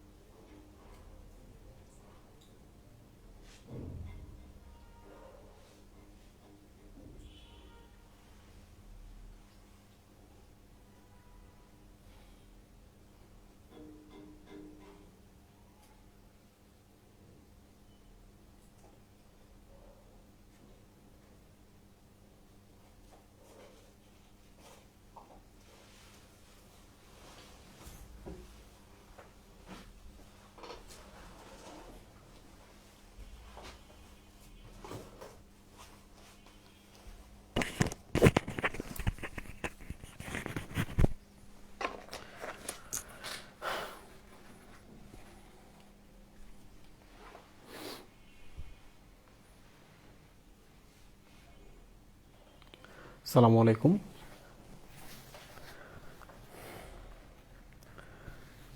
প্রশ্ন আছে যে যকৃৎ হরমোনকে ভেঙে অ্যামাইনো অ্যাসিড পরিণত করে, এখান থেকে অ্যামাইনো অ্যাসিড নিয়েই তো আবার হরমোন তৈরি করতে হবে, তাহলে যেসব গ্রন্থিতে হরমোন উৎপন্ন হয় সেখানে অ্যামাইনো অ্যাসিড সাপ্লাই কে দেয়? যকৃৎ।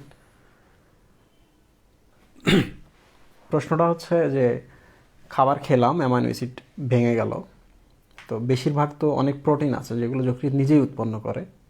তো যকৃৎ কিন্তু নিজের শরীরের ভেতরেই কিন্তু সেই কোষের ভেতরে, যকৃতের হেপাটোসাইটের ভেতরে, হেপাটোসাইটের ভেতরে সে কিন্তু প্রোটিনগুলো তৈরি করে, গোলজি বডির মাধ্যমে বাইর করে দিচ্ছে, ক্লিয়ার, রক্তস্রোতে চলে যাচ্ছে। একটু দেখো, আবার সব কোষের কথা ভাবো যে এটা একটা কোষ, কোষের ভেতরে তো হচ্ছে প্রোটিন আছে কি না, প্রোটিন তৈরি হচ্ছে না কোষের ভেতরে। তাহলে একটা জিনিস, মজার জিনিস একটা মনে রাখো যে প্রোটিন শুধু এখান থেকে সাপ্লাই দিয়ে রক্তে চলে যাচ্ছে, যে প্লাজমা প্রোটিনগুলো শুধু এখান থেকে যাচ্ছে, ব্যাপারটা এমন না। কোষের ভেতরে প্রোটিন তৈরি হয়, আবার কিন্তু প্রোটিন ব্রেকডাউনও হয় কোষের ভেতরে। কারণ তোমরা তো জানোই যে কোষের ভেতরে মাইটোকন্ড্রিয়াতে অনেক ধরনের বিক্রিয়া ঘটে, ক্রেবস চক্র ঘটে, অনেক ব্যাপার স্যাপার ঘটে, এখানে প্রোটিন ভাঙে, এখানেও কিন্তু অ্যামাইনো অ্যাসিড উৎপন্ন হয়। তারপর হচ্ছে এখানে আবার অ্যামাইনো অ্যাসিড থেকে প্রোটিন উৎপন্ন হয়। তো আলটিমেট সোর্স কি? আলটিমেট সোর্স হচ্ছে এগুলো রক্ত থেকে, মানে খাচ্ছি, খাবারের পর রক্তে যাচ্ছে, রক্ত থেকে যকৃতে চলে যাচ্ছে, যকৃত থেকে ছড়ায় পড়তেছে। তো ব্যাপারটা এমন না যে অমুক জায়গায় এই মুহূর্তে তৈরি হতে হবে, এই জন্যই ওখানে হচ্ছে এখান থেকে সরাসরি ওই মুহূর্তে পাঠাচ্ছে, এমন না। ও কিন্তু ছড়ায় দিছে, যে কোষের যতটুকু দরকার সেই কোষ ততটুকু নিয়ে প্রোটিন তৈরি করছে, আবার প্রোটিন ভাঙে নিজেরাও অ্যামাইনো অ্যাসিড পাচ্ছে, ওগুলো দিয়েও তারা তৈরি করছে, এই আর কি।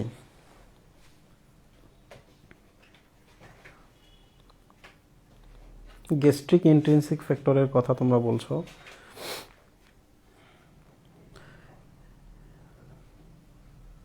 ফাহমিদা নিশাত আনসার করেছো, চমৎকার আনসার।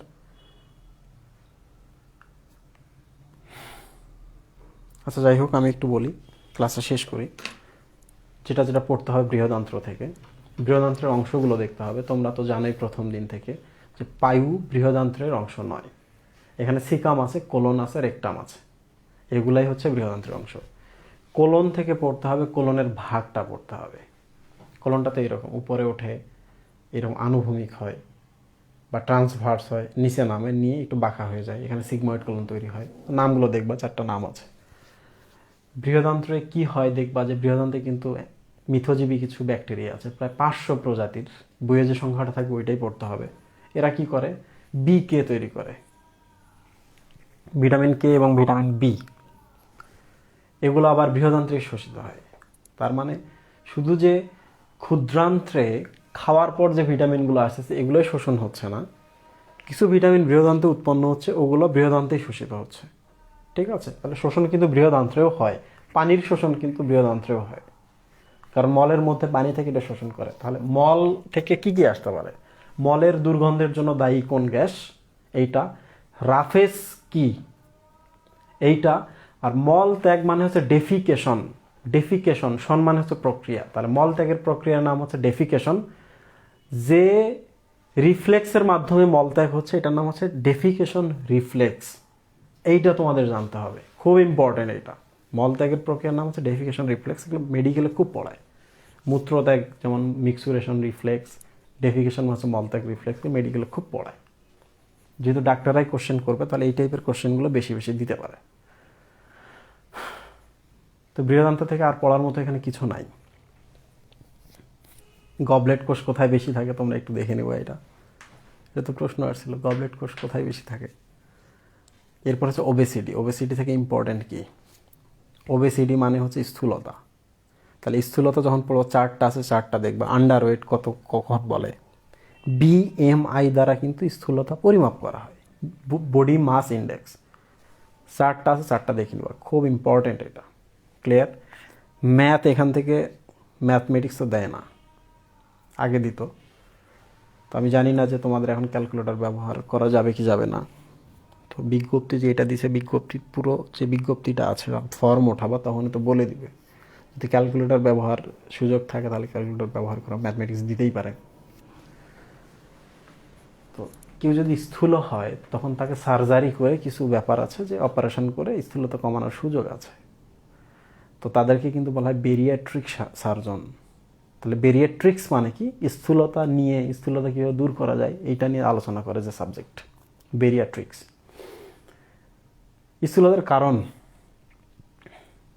তোমার বাপ মা মোটা, তুমি মোটা হবা 80% ক্ষেত্রে। তাহলে জেনেটিক ব্যাপার, এটা জিনগত ব্যাপার বা পারিবারিক ইতিহাস। আর কিছু আছে দেখবা, দেখলে বোঝা যায় যে কখন মানুষ স্থূল হয়। যারা টেনশনে থাকে, ডিপ্রেশনে থাকে, তারা রুমে থাকে, অন্ধকারে থাকে, আর চুপচাপ বসে থাকলে ক্ষুধা বেশি পায়, রাত জাগলে ক্ষুধা বেশি পায়, তখন বেশি বেশি খায়, বেশি বেশি খাইলে তো বেশি বেশি মোটা হবেই, খুব স্বাভাবিক। তো এখান থেকে রোগ আছে কয়েকটা, রোগগুলোর নাম জানতে হবে। কুশিং সিনড্রোম,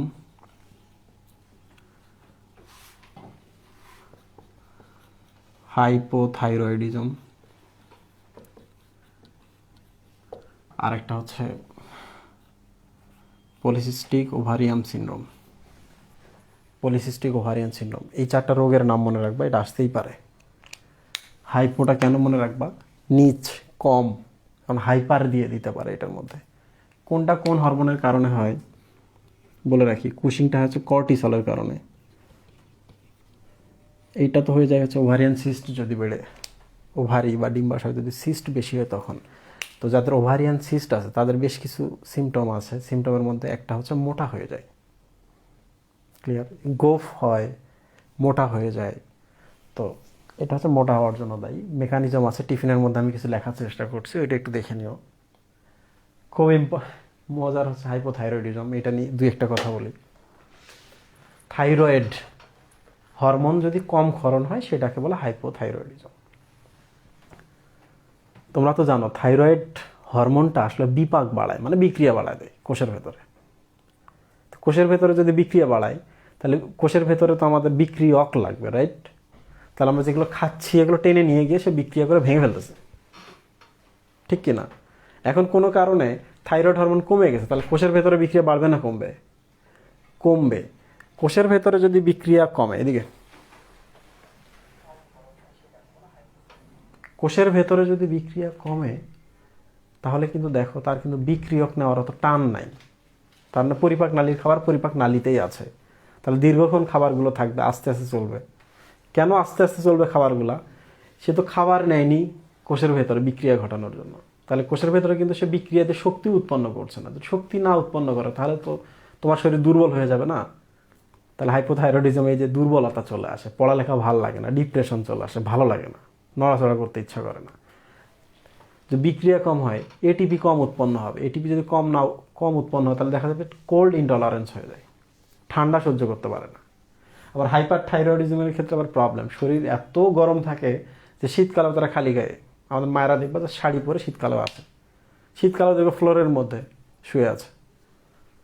তো যাই হোক, আমি যেটা বলতে চাচ্ছিলাম, হাইপোথাইরয়েডিজম হলে বিক্রিয়া কম লাগে, তাহলে বিক্রিয়ক কম লাগে, খাবার খাচ্ছে এগুলো পরিপাক নালীতে থাকছে, হজম তেমন হচ্ছে না, কারণ হজম করার জন্য তো শক্তি লাগে। খাবারটা যে পরিপাক নালীতে দীর্ঘক্ষণ থাকে তাহলে কি হবে, দীর্ঘক্ষণ দেখবা যে নড়াচড়া যেহেতু করছে না, শোষণ করা শুরু করে, ভেতরে পানি যেটা থাকে সেটা শোষণ করে নিয়ে নেয়। তাহলে পানি যদি খাবার থেকে বেশি বেশি শোষণ করে নিয়ে যায় তাহলে ওই মানুষটার কনস্টিপেশন হবে, কোষ্ঠকাঠিন্য হবে। আর দীর্ঘক্ষণ যেহেতু পরিপাক নালীর ভেতরে খাবারটা আছে তাহলে ধীরে ধীরে ধীরে ধীরে ধীরে ধীরে শোষণ করে টেনে নিয়ে যেতেছে। তাহলে এই মানুষটার কী হবে, ওজন বাড়বে না কমবে? ওজন বাড়বে। আর যদি হাইপার থাইরয়েডিজম হয় তাহলে বিক্রিয়া, তাহলে টেনে নিয়ে যাচ্ছে, ড্যামেজ করে দিচ্ছে বিক্রিয়া করে, ওজন বাড়বে না কমবে? কমবে। তাহলে হাইপোথাইরয়েডিজমে ওজন বাড়ে। কিছু ওষুধের নাম দেওয়া আছে, লিপিড লোয়ারিং, কিছু ওষুধের নাম দেওয়া আছে, এই ওষুধগুলো খেলে ওজন বাড়ে। তো ওষুধগুলো একটু নাম দেখে নিবা, ইম্পর্টেন্ট, এখান থেকে কিছু আছে না। তোমাদের যদি কোনো প্রশ্ন থাকে দ্রুত কমেন্ট করো।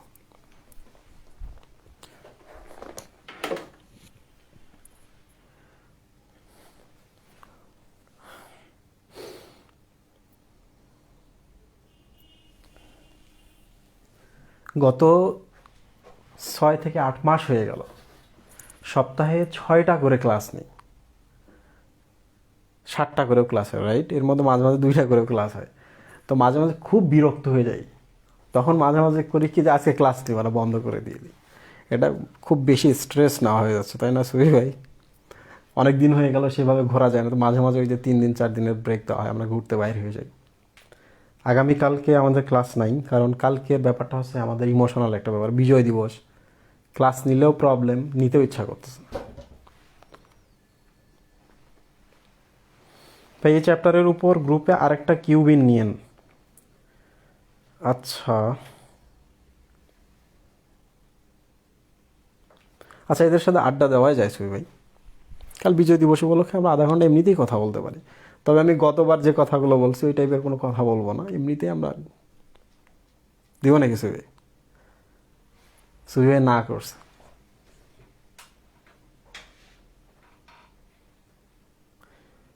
চোরাগলি কেন কেন বলা হয়, মানে কি, কোন প্রশ্ন এটা? চোরাগলি মানে কি? মানে এটাতে তুমি যাচ্ছ, গিয়ে দেখলে হঠাৎ করে রাস্তা বন্ধ, এটা হচ্ছে চোরাগলি। কাল ডি স্যাক, কাল ডি স্যাক আমাদের হৃৎপিণ্ডের পেছনে আছে, হৃৎপিণ্ডের গায়ে। তো মেডিকেলে গিয়ে বলে কাল ডি স্যাক হৃৎপিণ্ডে কোথায় আছে একটু দেখাও, তখন হৃৎপিণ্ডটা হাত দিয়ে ধরে আঙুলে এরম করে হৃৎপিণ্ডের পেছনে এরম করে ধরতে হয়, স্যার এইটা হচ্ছে কাল ডি স্যাক। কত যে কাহিনী করে। তো দেখো সিকামে কিন্তু রাস্তা নাই, সিকামের একটা রাস্তা বন্ধ, নিচটা, উপরটা খোলা। আবার অ্যাপেন্ডিক্সে গিয়েও দেখো ইনকামিং আছে বাট আউটগোয়িং নেই, তার এটা হচ্ছে কার্ডিস্যাক, ঠিক না?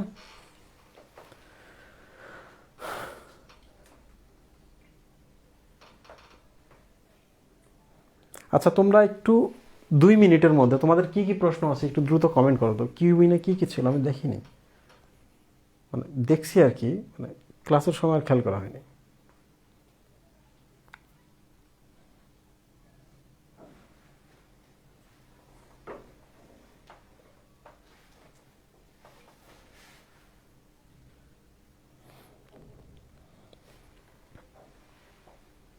ডেক্সট্রোজ এটা তো আনসার করেছি। আচ্ছা আরিফ মাহমুদের প্রশ্ন, এটা হচ্ছে নিশাত সম্ভবত অ্যান্সারটা করেছো তুমি কমেন্টের মধ্যে, যে গ্যাস্ট্রিক গ্রন্থির কোষ হলো আর্জেন্টিফিন কোষ। আর্জেন্টাফিন কোষ গ্যাস্ট্রিক ইন্ট্রিনসিক ফ্যাক্টর ক্ষরণ করে। দেখো তোমরা যে ভিটামিন বি খাও, বিটাকেও তো শোষণ করতে হবে। তো ভিটামিন বিটা কিন্তু এক্সট্রেন্সিক, বাইরে থেকে আসা জিনিস, তার এটার নাম হচ্ছে এক্সট্রেন্সিক ফ্যাক্টর। তো ওইটা শোষণে সাহায্য করে যে, তার নাম হচ্ছে ইন্ট্রিনসিক ফ্যাক্টর, মানে শরীরের ভেতরেই আছে। আর্জেন্টাফিন কোষ যেটা ক্ষরণ করছে ওইটার নাম কিন্তু পুরো নাম হচ্ছে ইন্ট্রিনসিক ফ্যাক্টর অফ ক্যাসল। এখন মাঝে মাঝে কিন্তু আমাদের এটা কিন্তু নষ্ট হয়ে যায়, তো নষ্ট হয়ে গেলে আমাদের ভিটামিন বিটার হতে পারে না, আমরা শোষণ করতে পারি না। তো মাঝে মাঝে ভিটামিন বি এর অভাবে কিন্তু রক্ত স্বল্পতা তৈরি হয়। তাহলে পাকস্থলীতে প্রবলেম হলে কিন্তু আমাদের রক্ত স্বল্পতা তৈরি হয়। পরিপাকের পর লিপিড ভেঙে ফ্যাটি অ্যাসিড ও গ্লিসারল তৈরি করে। শোষণের জন্য ভিলাইয়ের প্রাচীরে গিয়ে ওই দুটো আবার যুক্ত হয়ে লিপিড গঠন করে রক্তনালীতে যায়, কাইলোমাইক্রন গঠন করে। জাঙ্ক ফুড আর ফাস্ট ফুড স্বাস্থ্যের জন্য ক্ষতিকর বলা হয় কেন? এই দুটোর মাঝে মূল পার্থক্য কি? মূল পার্থক্য কি? ফাস্ট ফুড শব্দটার অর্থই হচ্ছে খুব ফাস্ট, বসছে ওখানে বানায় দিতেছে, তাই না? কিন্তু সময় লাগে বেশি, ঠিক কি না? তো ফাস্ট ফুড হচ্ছে, তোমরা দেখো তো এখানে চিজ বেশি ব্যবহার করে, মেয়োনিজ বেশি দেয়, মানে যা পারে দুনিয়ার যত চর্বি আছে। জাঙ্ক ফুড শব্দটা আসলে হচ্ছে, জাঙ্ক শব্দের অর্থ কিছুই বলে এটাকে, উচ্ছিষ্ট অংশ এই টাইপের কোনো না। তো দুনিয়ার যত উচ্ছিষ্ট খাবার, বাজে টাজে যা কিছু আছে সব খাওয়াচ্ছে তোমার, ব্যাপারটা হলো এরকম। তো দুইটা খাইলে আমরা তেল বেশি পাই, দুইটাই হচ্ছে হেলদি খাবার নয়, তোমার অ্যাসিডিটি বাড়াবে খাইলে, তেল টেল বেশি টেশি আছে, বাইরের খাবার তোমার শরীর গ্রহণ করবে না, নানাবিধ সমস্যা হবে, এগুলো নিয়ে কথা বলার দরকার নাই। পিত্ত লবণের সাথে ক্রম সংকোচন বাড়ানোর সম্পর্কে, পিত্ত লবণ পেরিস্টালসিস বাড়ায়, একটুকু জেনে রাখলে হলো, ক্রম সংকোচন বাড়ায়, ব্যাখ্যা করতে অনেক সময় লাগবে। অ্যান্টারোকাইনিন, অ্যান্টারো মানে হচ্ছে অন্ত্র, কাইনিন মানে হচ্ছে অন্ত্রের মুভমেন্ট বাড়াচ্ছে সে। সিক্রেটিন মানে সিক্রেশন হয়, এটাই প্রথম সিক্রেশন হয়েছিল, প্রথম হরমোন। কোলেসিস্টোকাইনিন, কোলেসিস্ট মানে পিত্তথলি থেকে পিত্ত রস ক্ষরণ বাড়াচ্ছে সে। প্যানক্রিয়াটিক ডাক্টকে উইরসাং ডাক্ট কেন বলে? আবিষ্কারের নাম অনুসারে আন্তরিক জুসকে সাক্কাস ইন্টারিকাস বলা হয়। সাক্কাস ইন্টারিকাস মানে হচ্ছে সাকশন, সাকশন মানেই হচ্ছে সিক্রেশন, ব্যাপারটা এইরকমই আর কি। ইন্টেরি মানে হচ্ছে অন্ত্র, তাহলে অন্ত্র থেকে এটা সিক্রেশন হয়, এই জন্য এটার নাম হচ্ছে সাক্কাস ইন্টারিকাস।